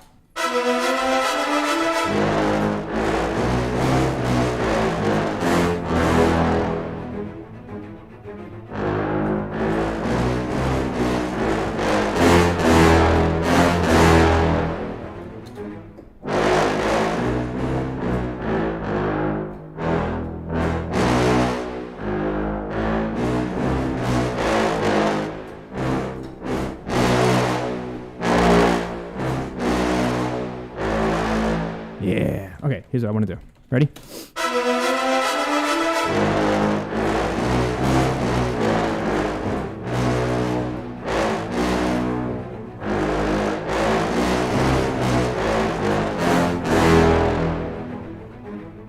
So the secret to this is articulations, making sure that the last notes are long instead of short like that. It'll be way more dramatic. Yum, ba-da-dum, bum, bum, ba-dum, bum. Yeah. That's thick. Well,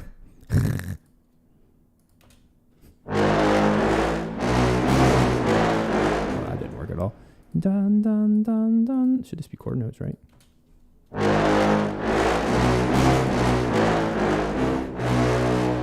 This note, I want to make sure we get...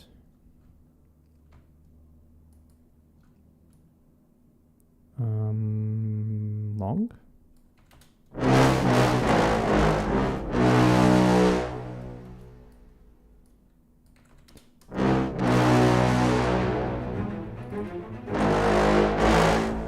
Let's go back to short, which is this one.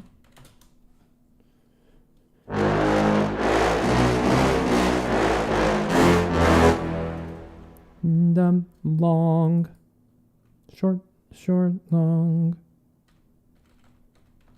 All right. Now, in general, it's too loud, but I sure do like it. And maybe I can do the same thing with the single trombones over here. Maybe we can be interesting as well.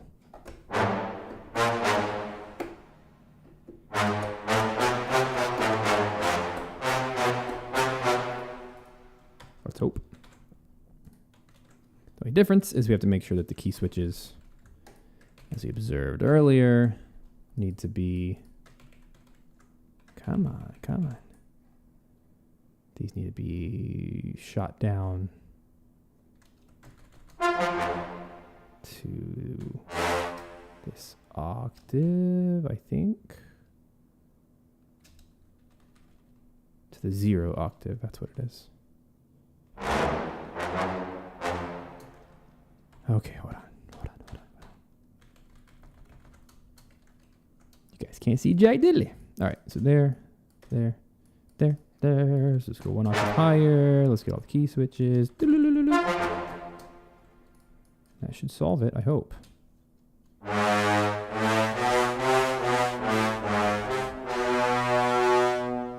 Cool.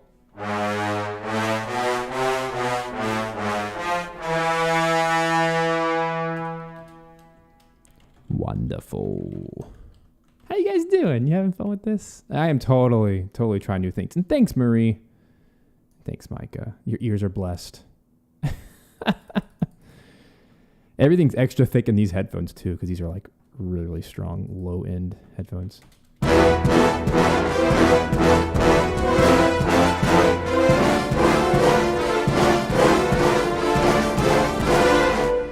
Yuck.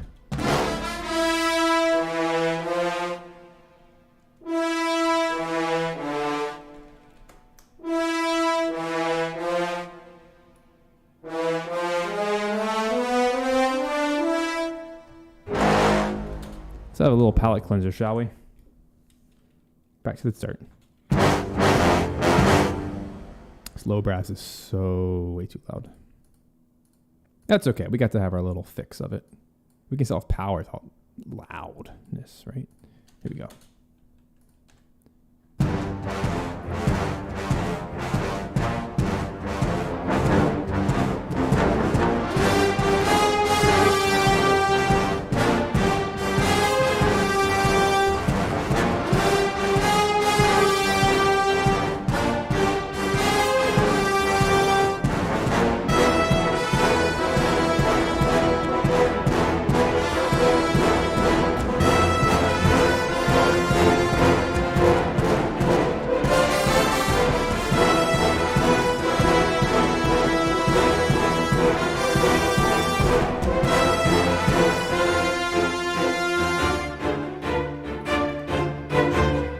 Yeah, this totally needs to be doubled by strings. Let's do brass and strings.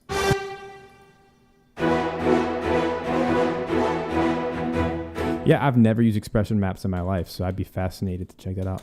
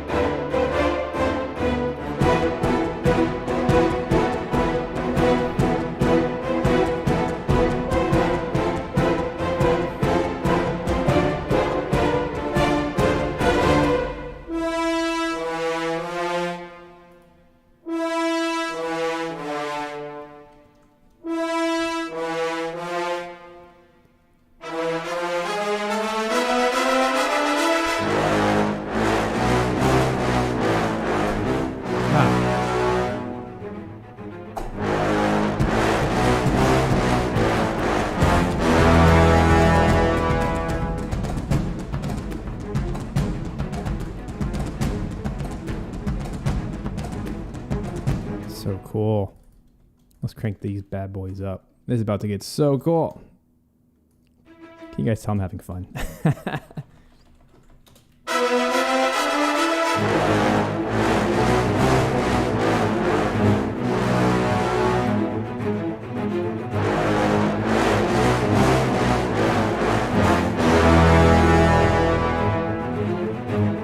So this half, we'll keep doing it, but now we need to add a layer. Heck, let's add 2 layers. Why not? We'll just crank them down a little bit.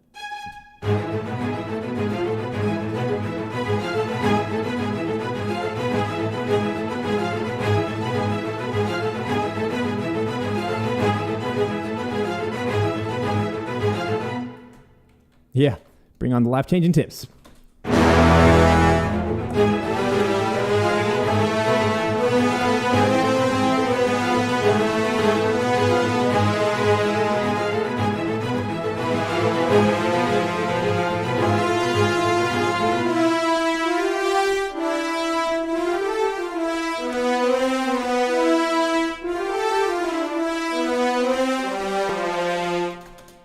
Cool.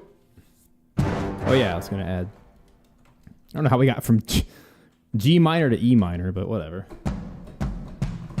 I'm all for it.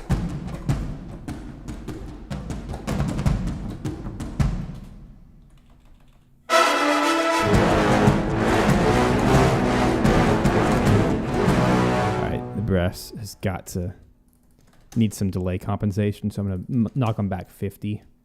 Everything seems to be a little bit too forward, so we're going to do 50 for all non-strings.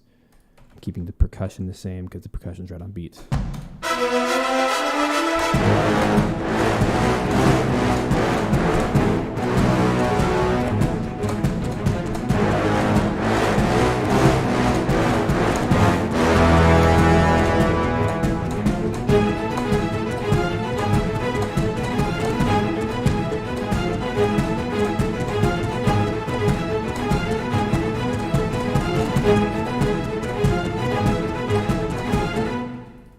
Whoa, that's intense.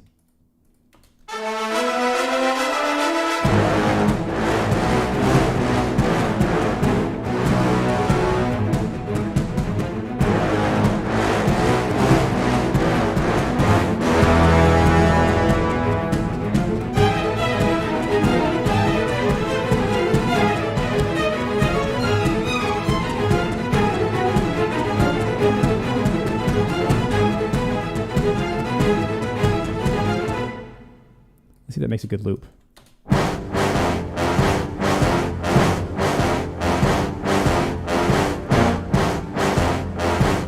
Maybe. Oh, we have to get that. That's the problem with looping. Ah, oh, darn. We have to start including the key switch. Ugh, gross.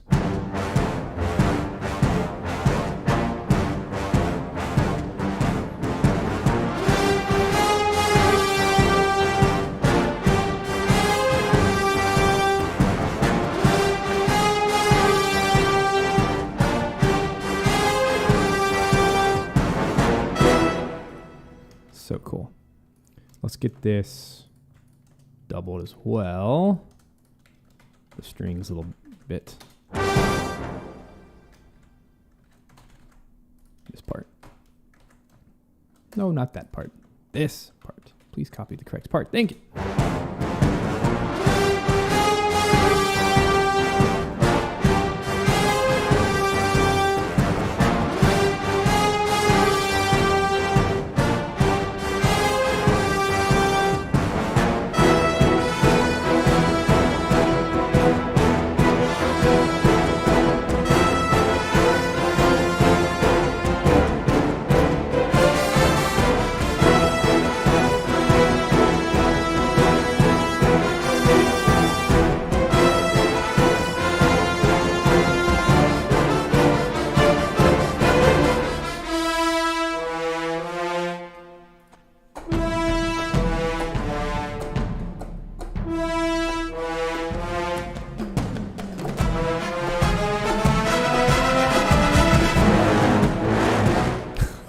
This is so fun.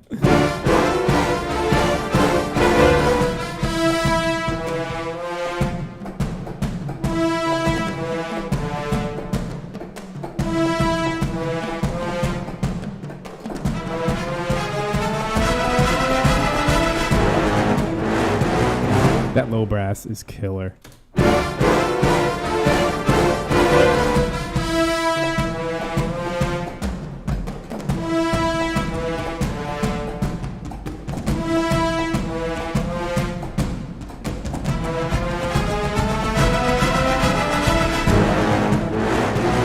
Get better timing on that.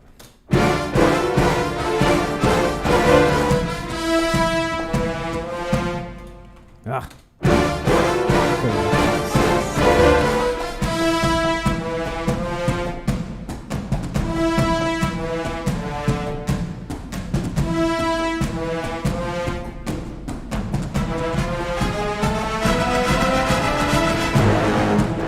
There we go. Take it.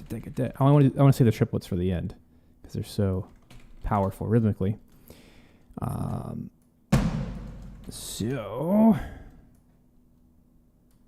put them right here. Triplet. Everything else is just eighth notes, syncopated.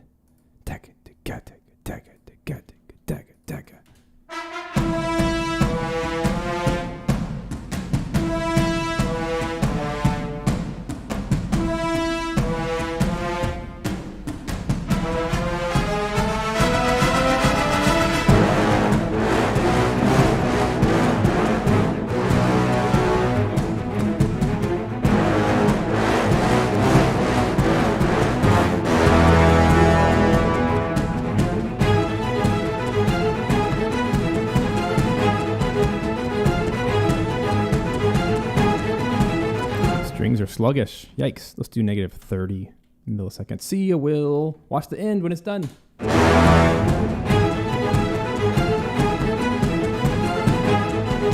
pretty incredible how much how much sonic palette we've fulfilled with just strings, brass, and percussion. We haven't even touched. And by percussion, I mean just like toms.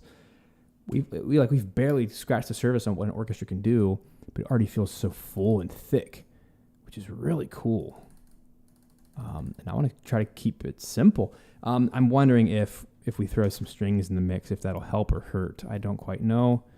I don't know. Like, I really would like to double this melody. Darn you key switches. There.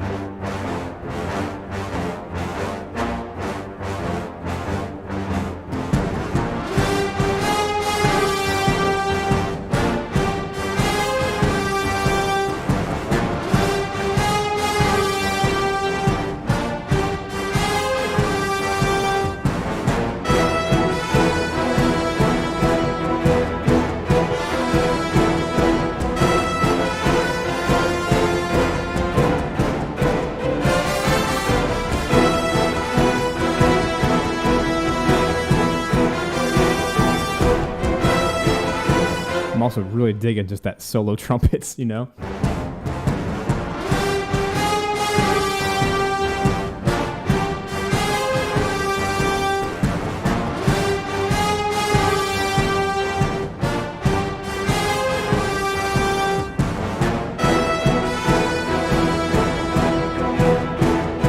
At the very least, we desperately need some crash cymbals to get some high end in there. That's a must-have. Let's get out good old play. Perk cymbals. All cymbals is my favorite. I like to just do it.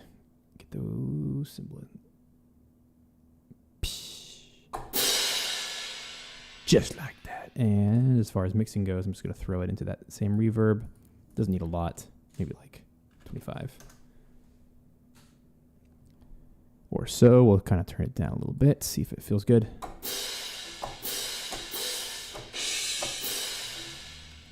Start slapping him in. It's going to feel really good in all those transitions.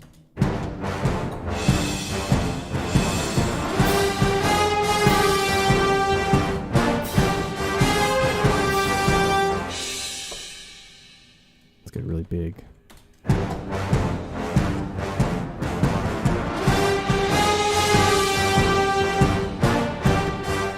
that's the beginning of a track. Okay, so we have this looping point, right here.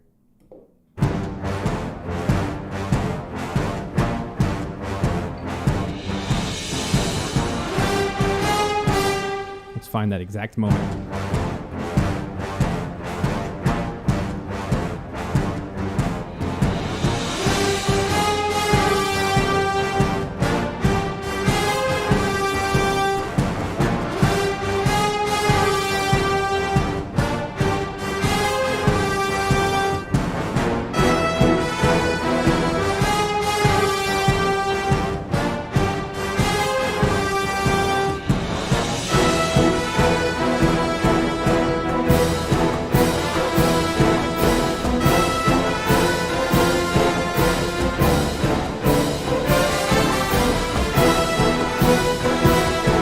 Crash cymbals make the day on. I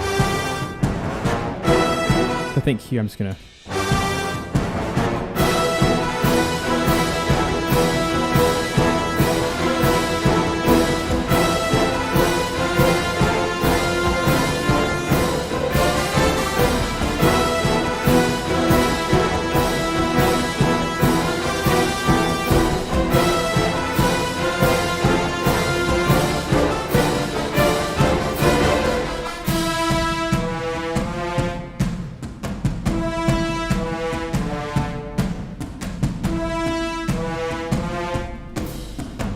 yeah. I'm loving this. If I haven't said that 500 times yet.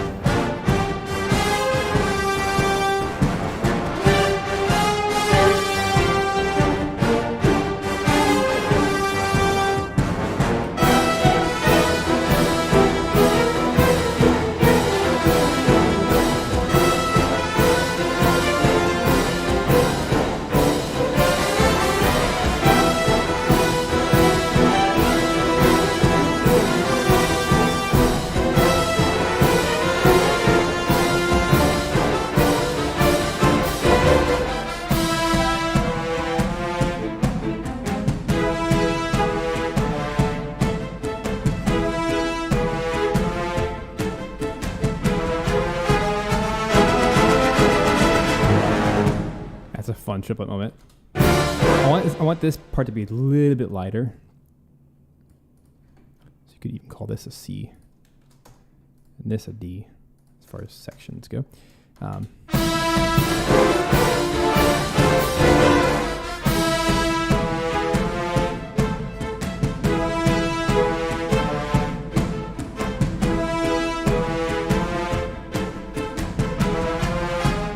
like that up high like that.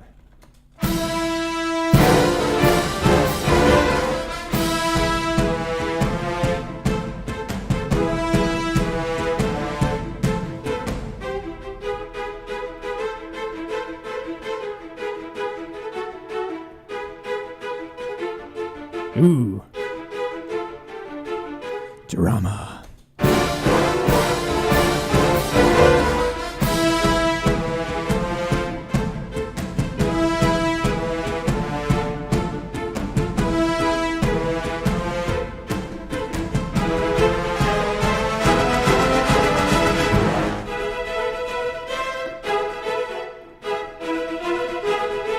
That's what I'll do. Okay, one more try. Ah!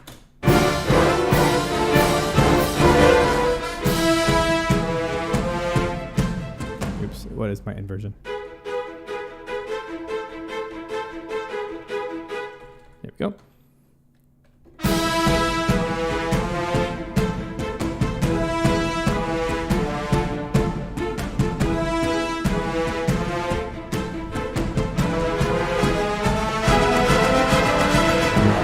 Ah. I'm just going to start in the spot that I keep messing up. Tick, tick, tick, da, da, da, da, da, da, da, da.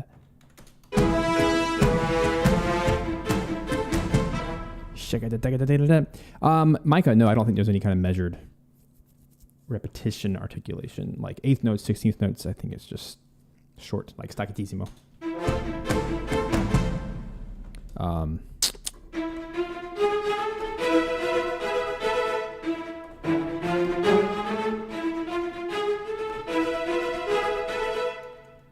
Let me copy the brass. Man, those trumpets are so good.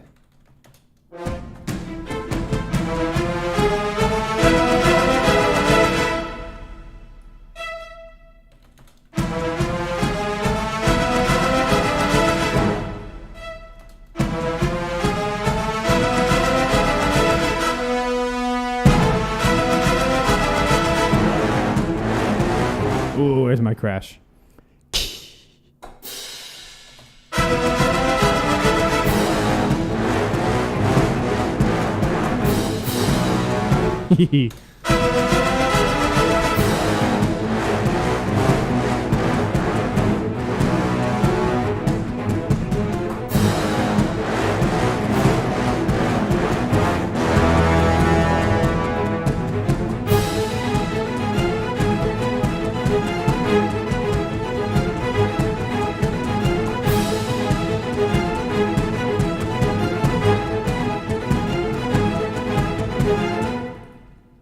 Those strings sound like garbage at the end. That's because they're totally unsupported by anything else. They will sound good when they cut through. There's a reason why I'm using that particular patch. It's Adagietto short strings. I have the like the compressor on there, really or higher than normal, so that they cut through. It's really good with like louder music to try to cut through the noise with that. That's intentional. So soloed things by themselves don't usually sound very good. Okay, where were we?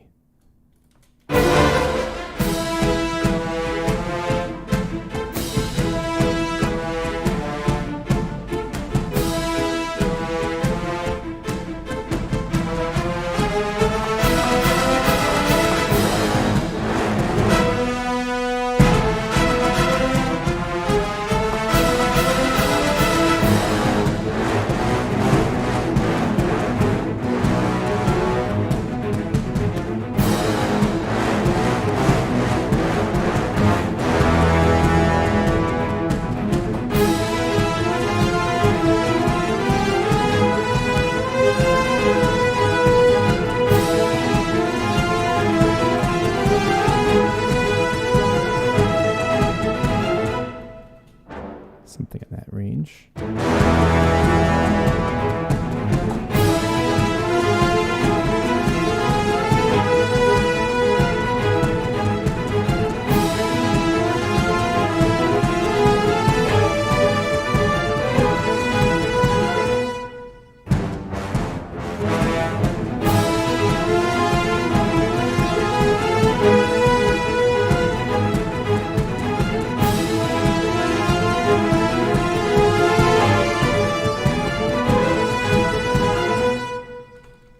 Let's doctor that up a little bit. So here I'm just kind of following the scale. It's like an E harmonic minor.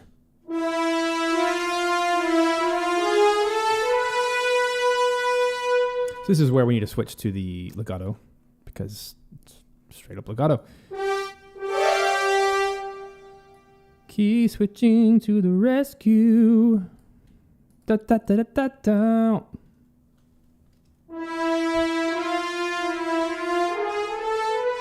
Hear all those. That's good. That's good. That means we did something right.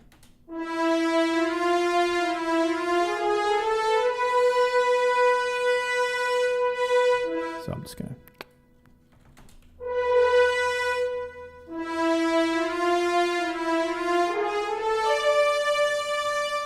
Yada, nada. Probably leave a tiny bit of tail here. I can't hit that note. Na, yada. Off. Cue up.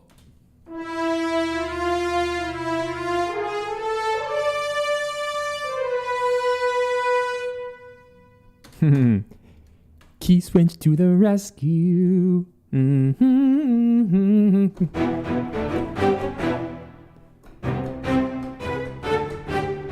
Key switch to the rescue.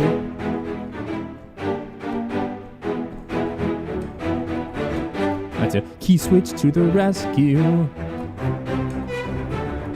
Key switch to the rescue. Choose here to this. Choose here to save the day. Choose here to save the day.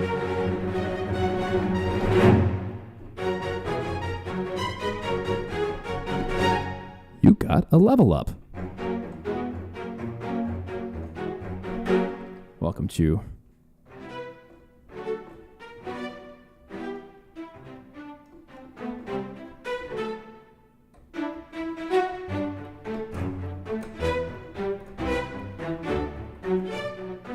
That's the Piranha plant lullaby. Let's do it.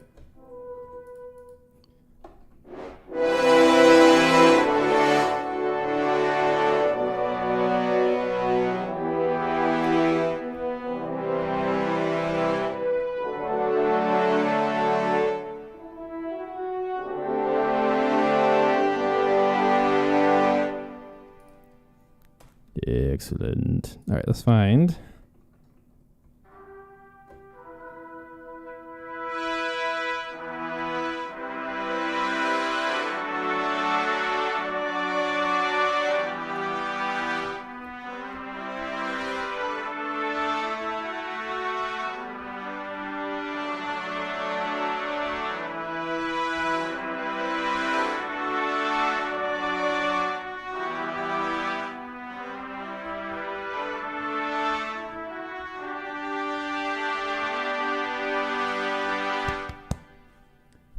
Shout out to all the piranha plants out there. Hope you're doing great today. Sleep well. Sleep well.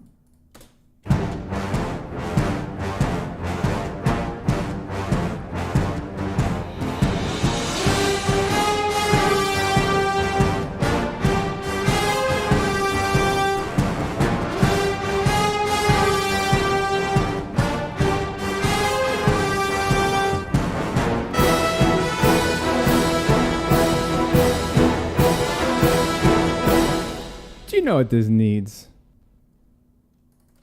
Well, I do. Aren't you glad I know? It needs some orc chimes, also known as tubular bells. It just needs a little A little action. Where are those hiding? Medals, orc chimes. Not a lot. We don't want to overdo it, but okay. All right, play. We understand. We understand you're here. Shut up. Okay, reverb. Let's give him like -20. No, it's not need strings. Okay, it might need strings, but it needs orc chimes. Marie. Why can't you read my mind?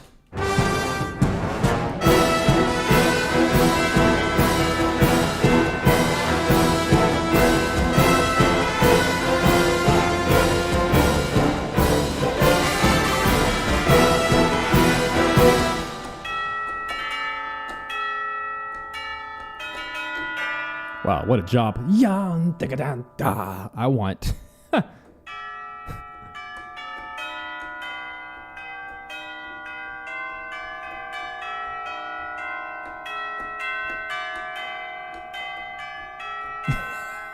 The doorbell.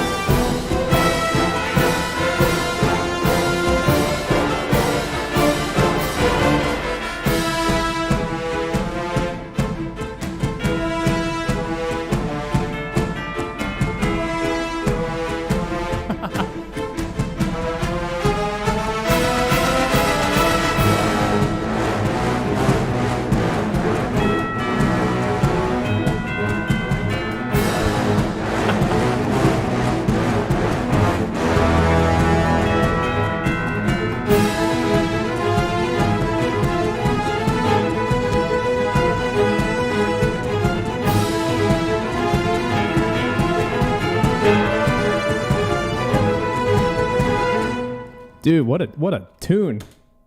I'm very proud of this.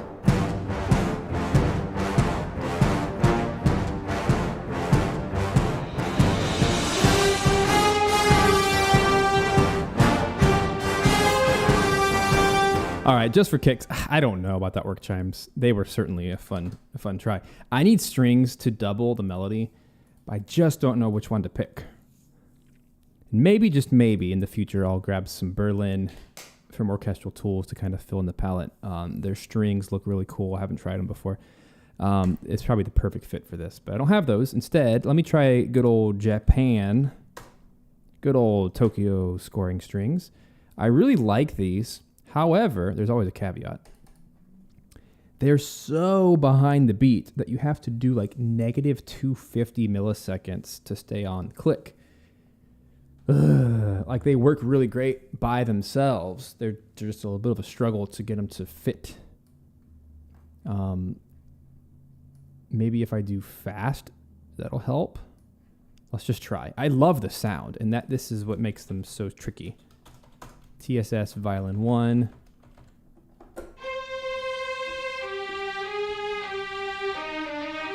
So let's do this. I'm going to pop some reverb. And then I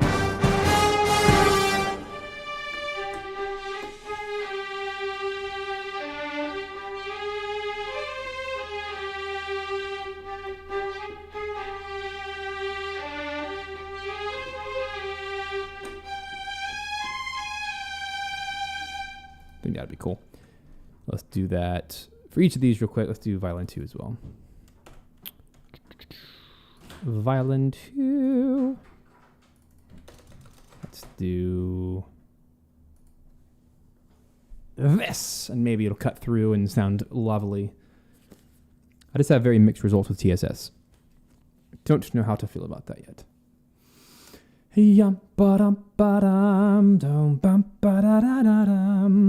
Let's put it on fast.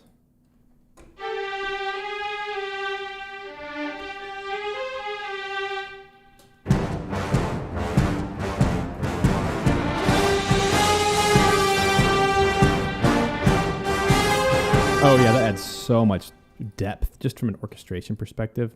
That's a smart move to double it. So I'll try to get that melody in there.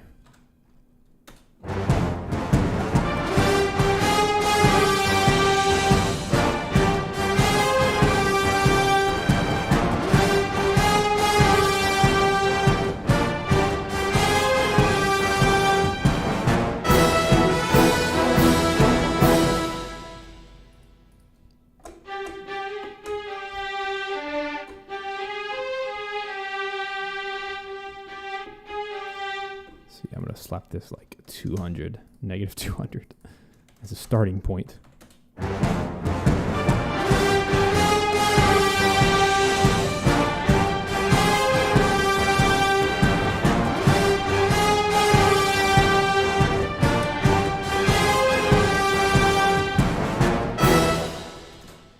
All right, let's try this. Let's just get it to sound good by itself.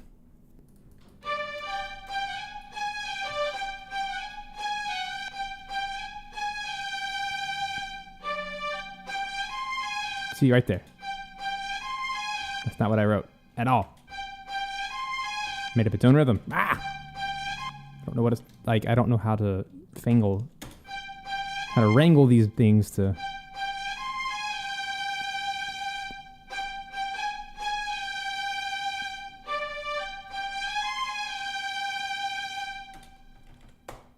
I can try using their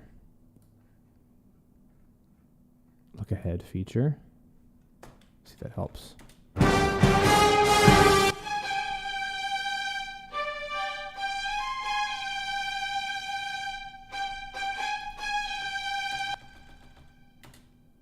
Nope. Does not help at all. I want to use it. It just becomes unusable sometimes, and it frustrates me. No, go away. How do I not do this now? Standard, okay.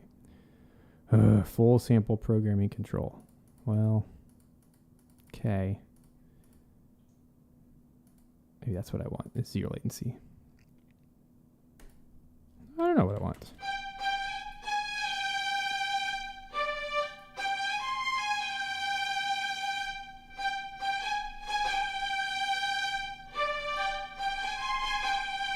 Oh yeah, TSS is here for the day. I hope.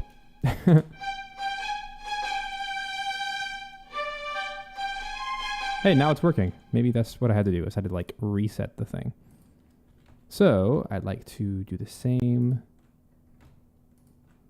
Copy this down to violin 2 and then just knock it down the octave.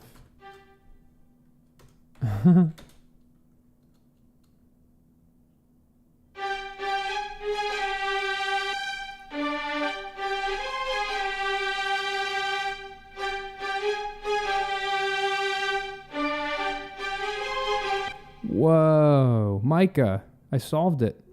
I didn't know this was a thing. Look, this button right here, 0 latency. It is standard by default, but if you hit 0 latency, it actually flipping works. What in the world? Learned all kinds of things today. Daggum. Like it's like perfect now.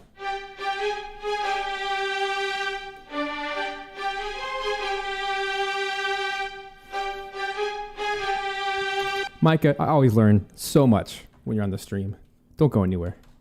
Just stay here forever, please.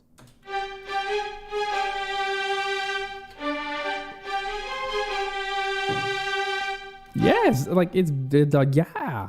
It works so great now. Yay. Who knew?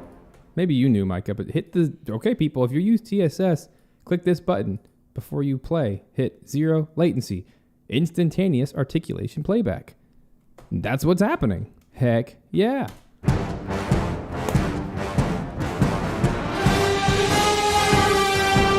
And now, funny enough, it's no longer late.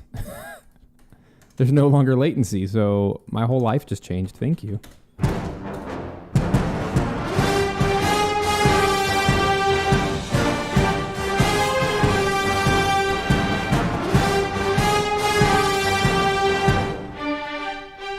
Gosh, that's like, what a game changer. If I knew that button existed. I've wasted months of my life not knowing that button.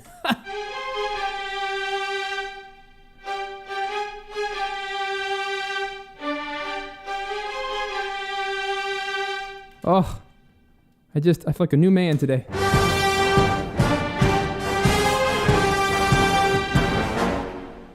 Nice. I want these to be as short as that Marcato short of the brass.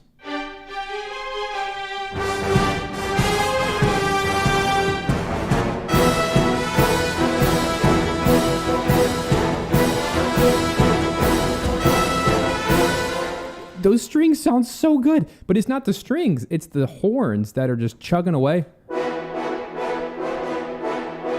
And by doubling with the strings, it gives it the bite. And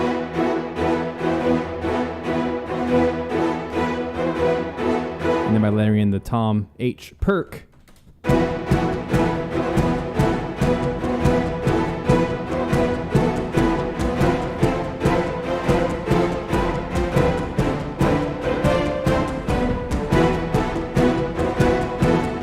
it sounds so freaking good in my ears. Hope it sounds good to you.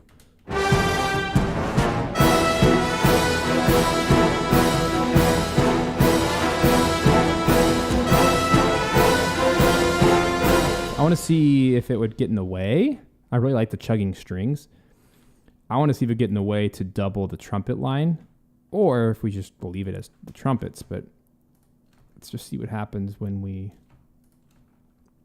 take this line, throw it into the new and improved TSS.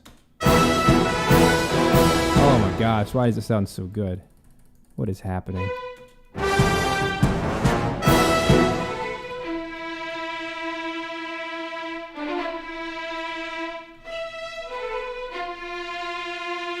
Sounds amazing. Wow. I'm just have a new love for music today. I just can't even believe it.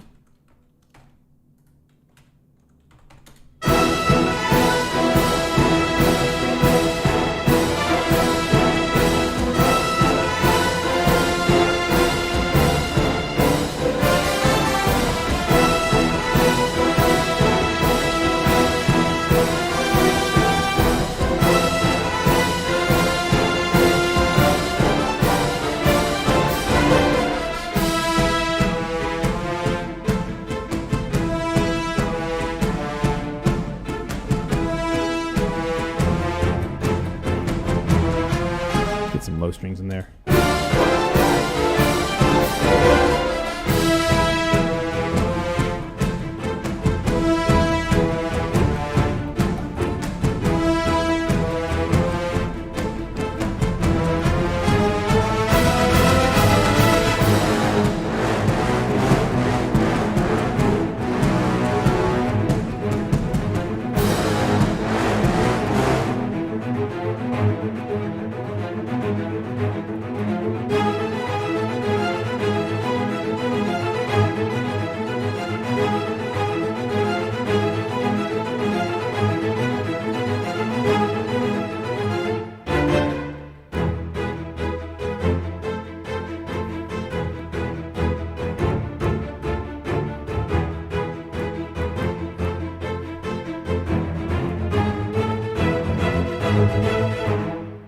Cool.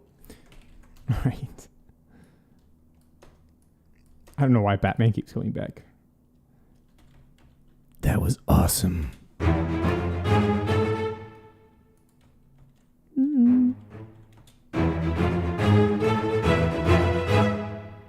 Chugga, chugga, chugga, and chugga, chugga, chugga, chugga. Chugga, chugga, chugga. All right, let's take all of these. Double and boom.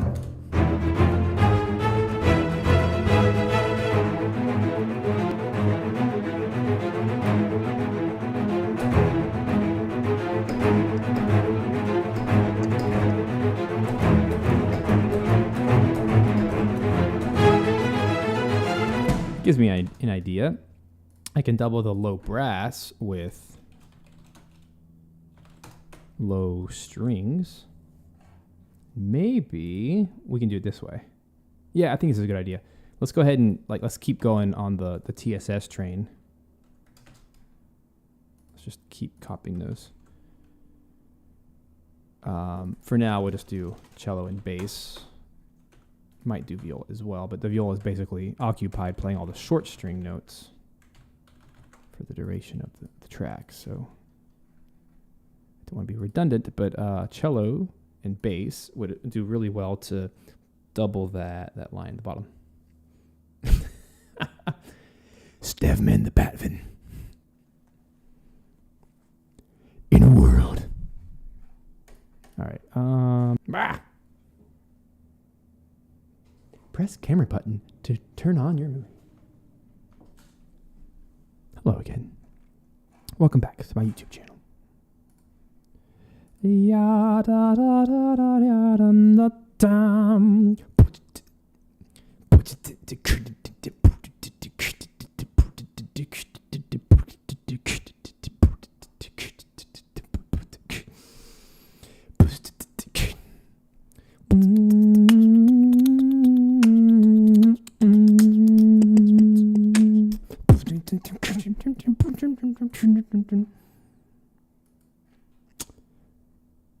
All right, you ready?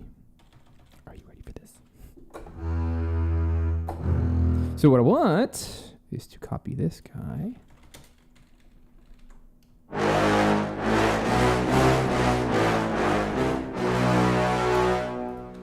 Yeah.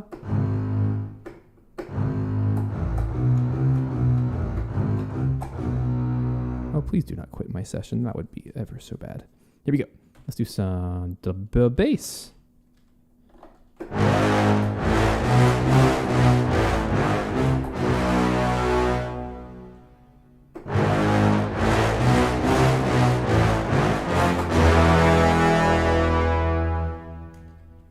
Oh yeah.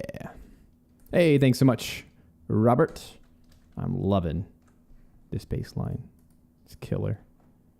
The trombone and the bass.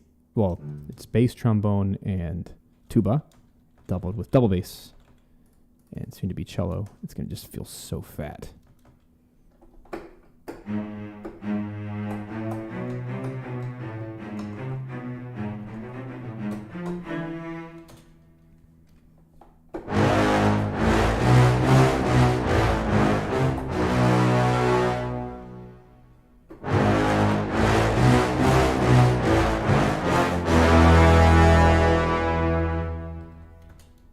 Lovely.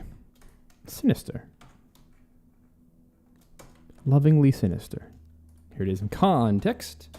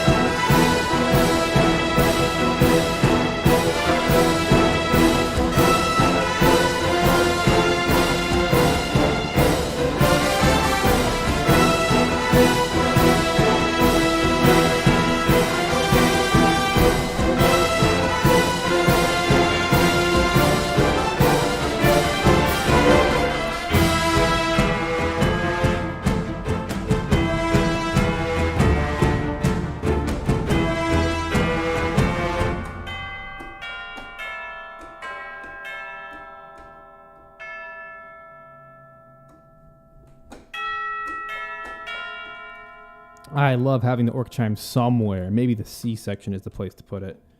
I just think it adds so much heroism to it.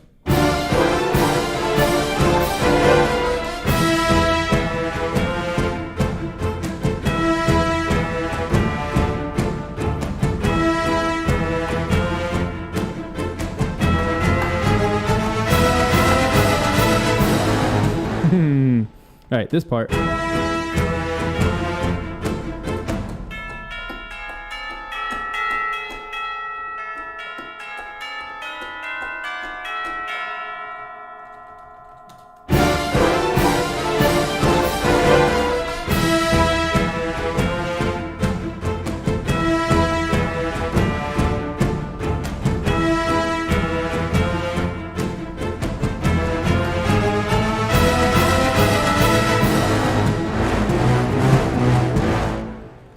It.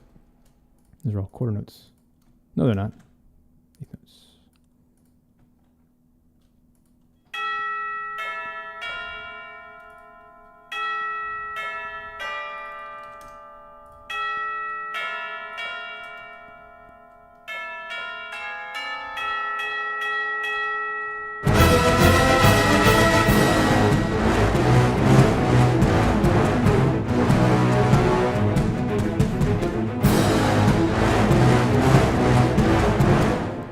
hurt you, you will not get more of the Pat Melin.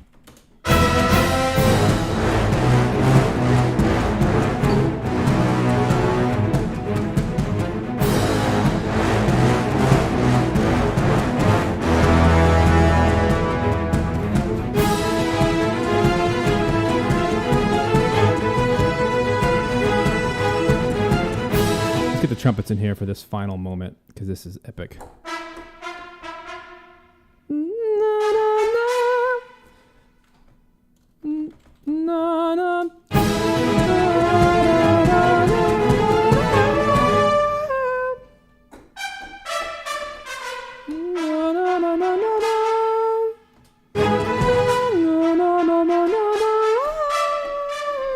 All right, cool.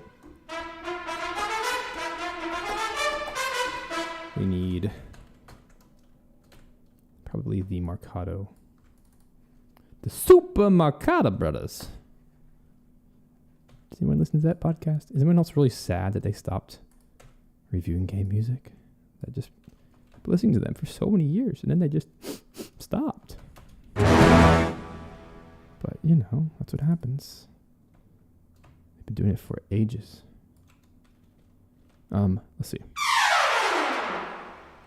Let's do Marcato Long. Let's try that out.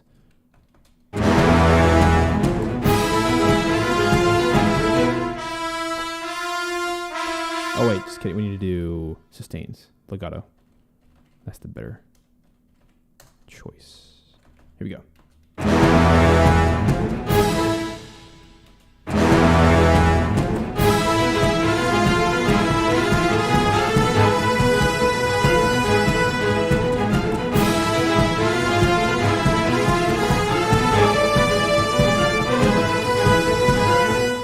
Yeah, that adds even more oomph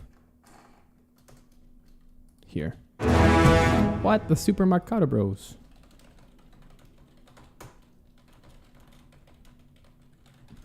Go listen to their old one.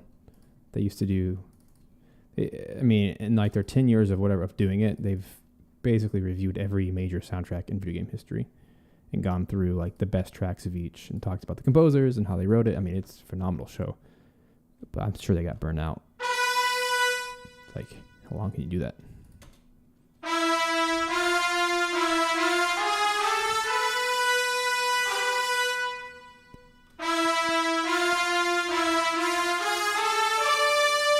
Why does it sound so bad? What did I do wrong? Am I on the right? I must not be on the correct articulation. Oh, sorry. No wonder I'm supposed to do it down here. Okay, I'm supposed to be on sustains legato. But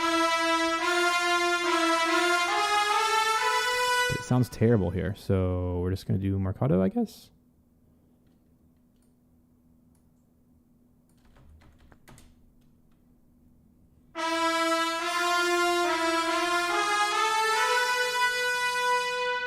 That's way better.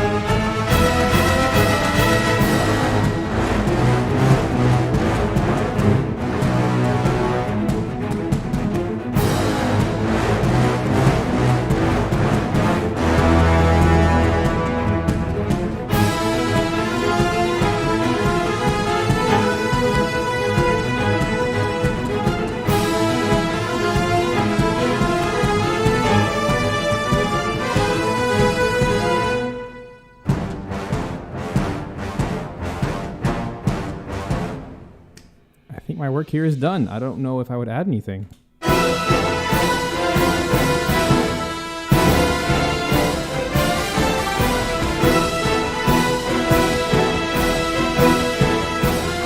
Maybe right here.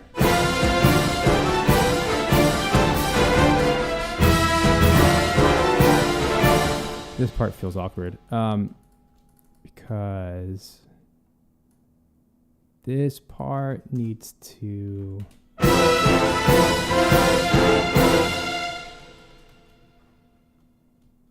Oh, I have all those key switches in here still. Whoops. For the strings, they don't need them. But also, this is these short strings right here. This whole line needs to be chuggy chug chug in the strings here instead of all chug chug chug chug chug chug chug chug chug. Maybe here.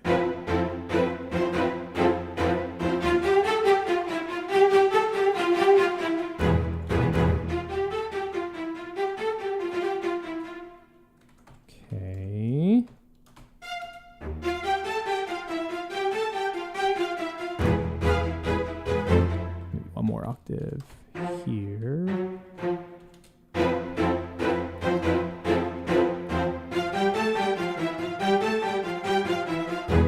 Nope, this needs to be tremolos. So let's grab, it's worth the extra effort. Even if it's just for one little moment. It's still a cool moment. Because that's a really cool moment in the trumpet. Let's grab Ensemble Tremolo. Now we don't have to worry about rhythm because, you know, tremolo is all the things.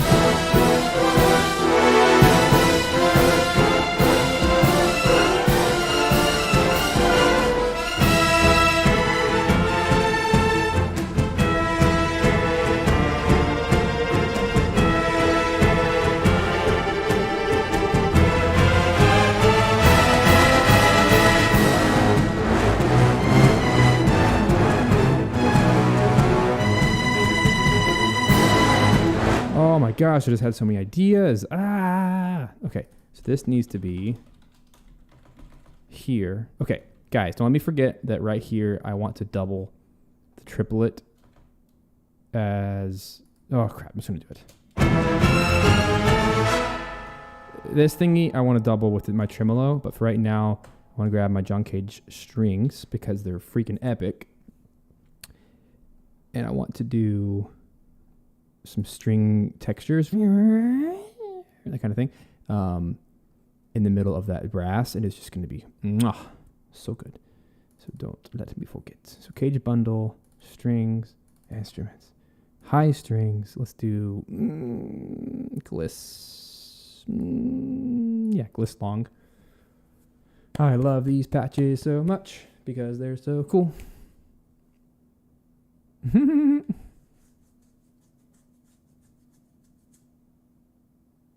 Strings doing those string things, you know what I'm saying?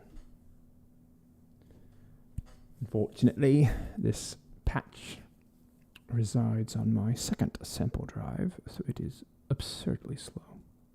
It's on a HDD external drive, so it's going to take the longest possible load time imaginable. Because I don't use these that often. I only keep like my absolute go-tos on my internal SSD. Anyway, this is amazing. Like this. Let me actually slap some reverb on it before you even play it. So it's very, very nice.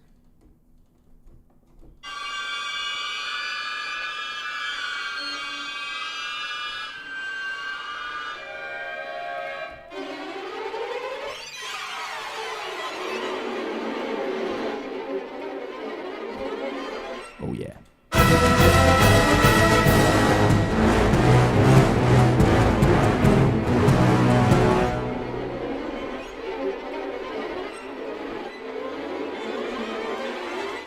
Here we go.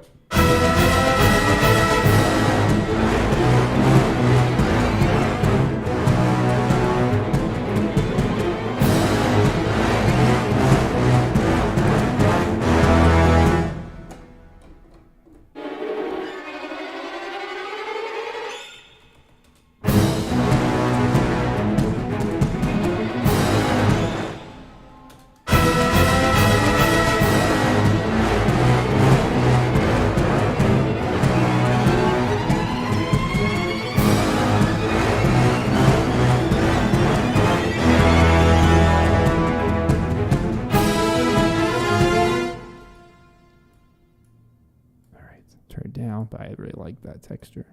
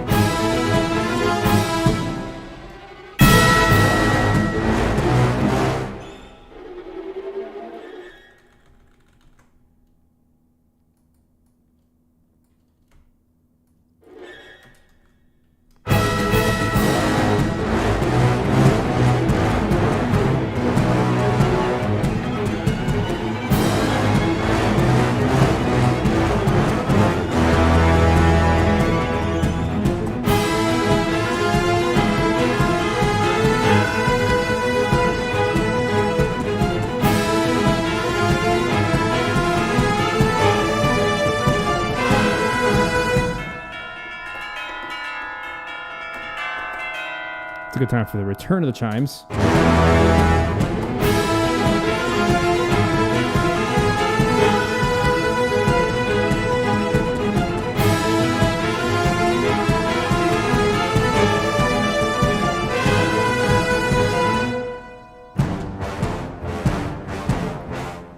This is turning more of like a boss battle track, but I'm still fine with that. It's less of a normal battle. Still very, very tactics. This would fit right at home. Any of those tactics games. All right, I did not forget. Now I can go back and do my tremolo. That's why I got it out for this moment right here.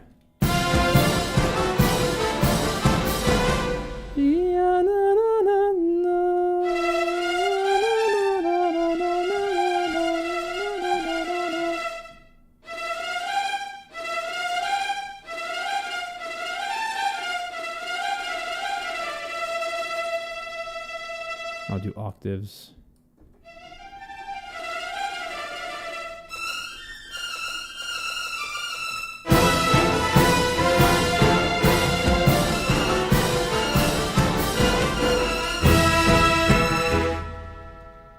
So this moment, I'm just going to do this. Edit. It's the same pitches. Make sure these are all long.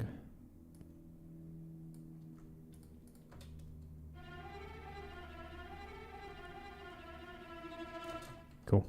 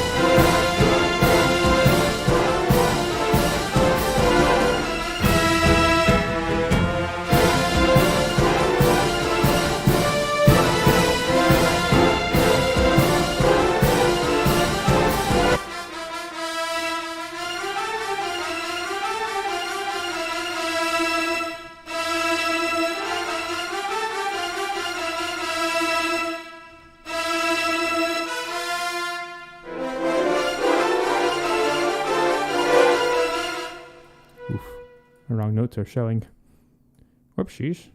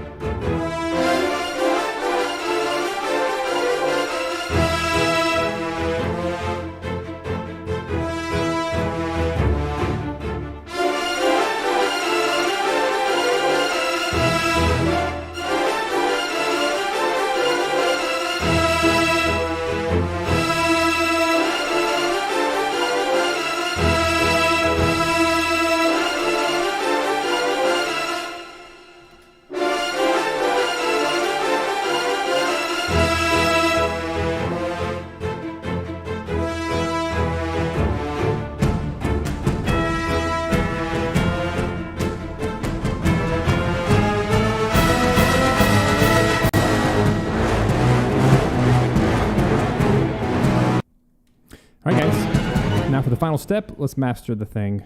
It's not going to take much effort just because it's already very, very close. I'm just going to use a preset from Ozone to spread out the EQ dynamics ever so slightly. So let's find something that really fits this style. I would consider this maybe something that could use a little bit of stereo imaging. Let's see how it feels.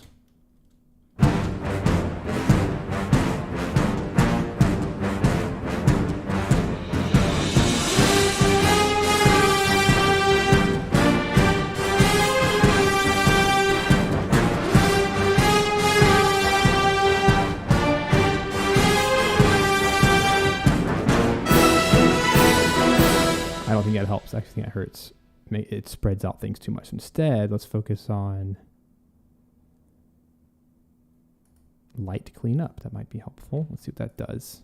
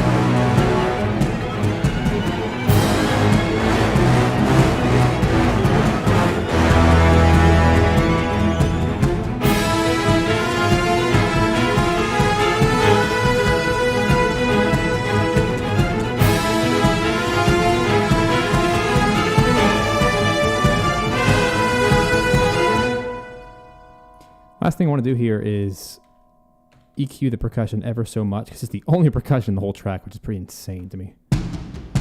Let's give a little bit more high end, a little bit less mids, a little bit more bass. It's a very, very basic increase on the sides. So let's do like 2 dB on the sides, and then we'll take away 2 dB from the middle. That way it's a little bit even. We added what we took away, more or less. Here it is with and without.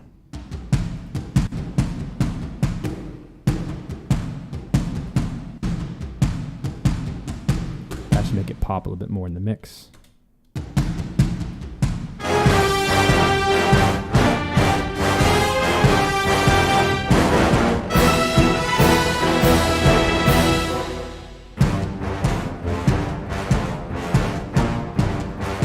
All right, friends, we're going to call that a day. Thank you so much for hanging out for the last, my goodness, 3 hours. I was not expecting to put 3 hours into this track, but man, that was so much fun. And it looks like I was able to write quite a bit of music. I wrote 1.5 minutes. That's a pretty beefy track for 3 hours of time, so I'm proud of that. So just a reminder, for anyone interested in the 2 libraries we featured today, which is the Tom Holkenborg Brass and Percussion, there's a bundle going on right now. Look at the link in the description. You can see that from Orchestral Tools. That is only valid through August 24th, 2022. So I hope that serves you well. Bundled together, it's about 50% off. Pretty amazing deal. I haven't seen that before. Definitely worth considering. What I want to do is, before I play out the final track, I want to do like a 30-second, 60-second recap of the process we went through to actually build this thing. So let's do that really quick. So when building out this track, I knew that it needed to have some kind of rhythm. So the first thing we started with was actually a little string ostinato.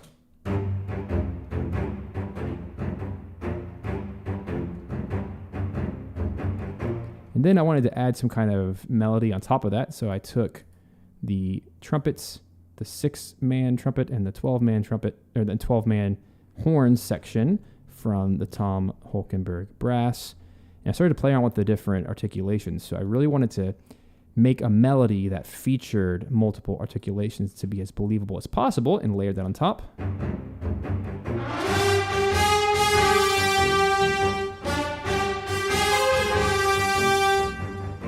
And there was another moment here in the B section where I decided to do short horns.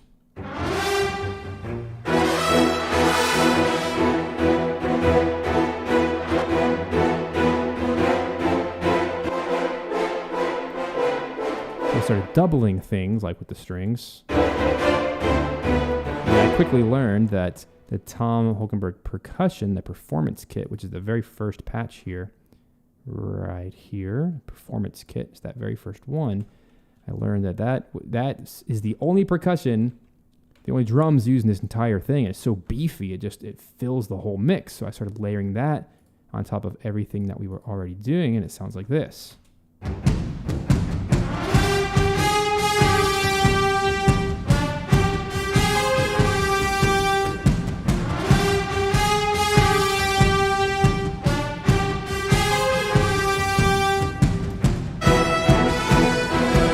Essentially from there, just started doubling up the melodies with some strings. So when you take that horn melody, when you take the trumpet melody here and you double it with the string, sounds like this.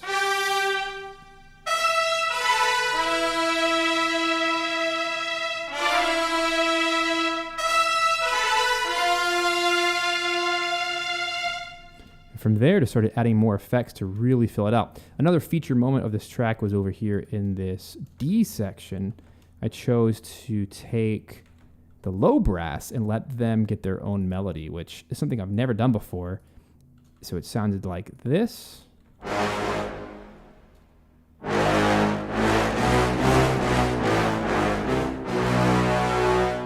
And I doubled that with cello and bass in the string section.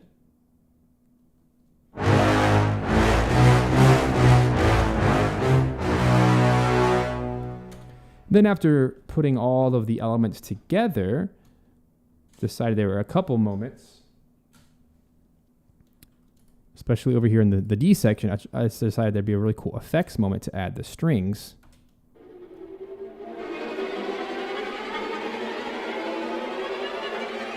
And to layer that on top of all of those, the cello, the bass, the brass, the drum beat, kind of put it all together.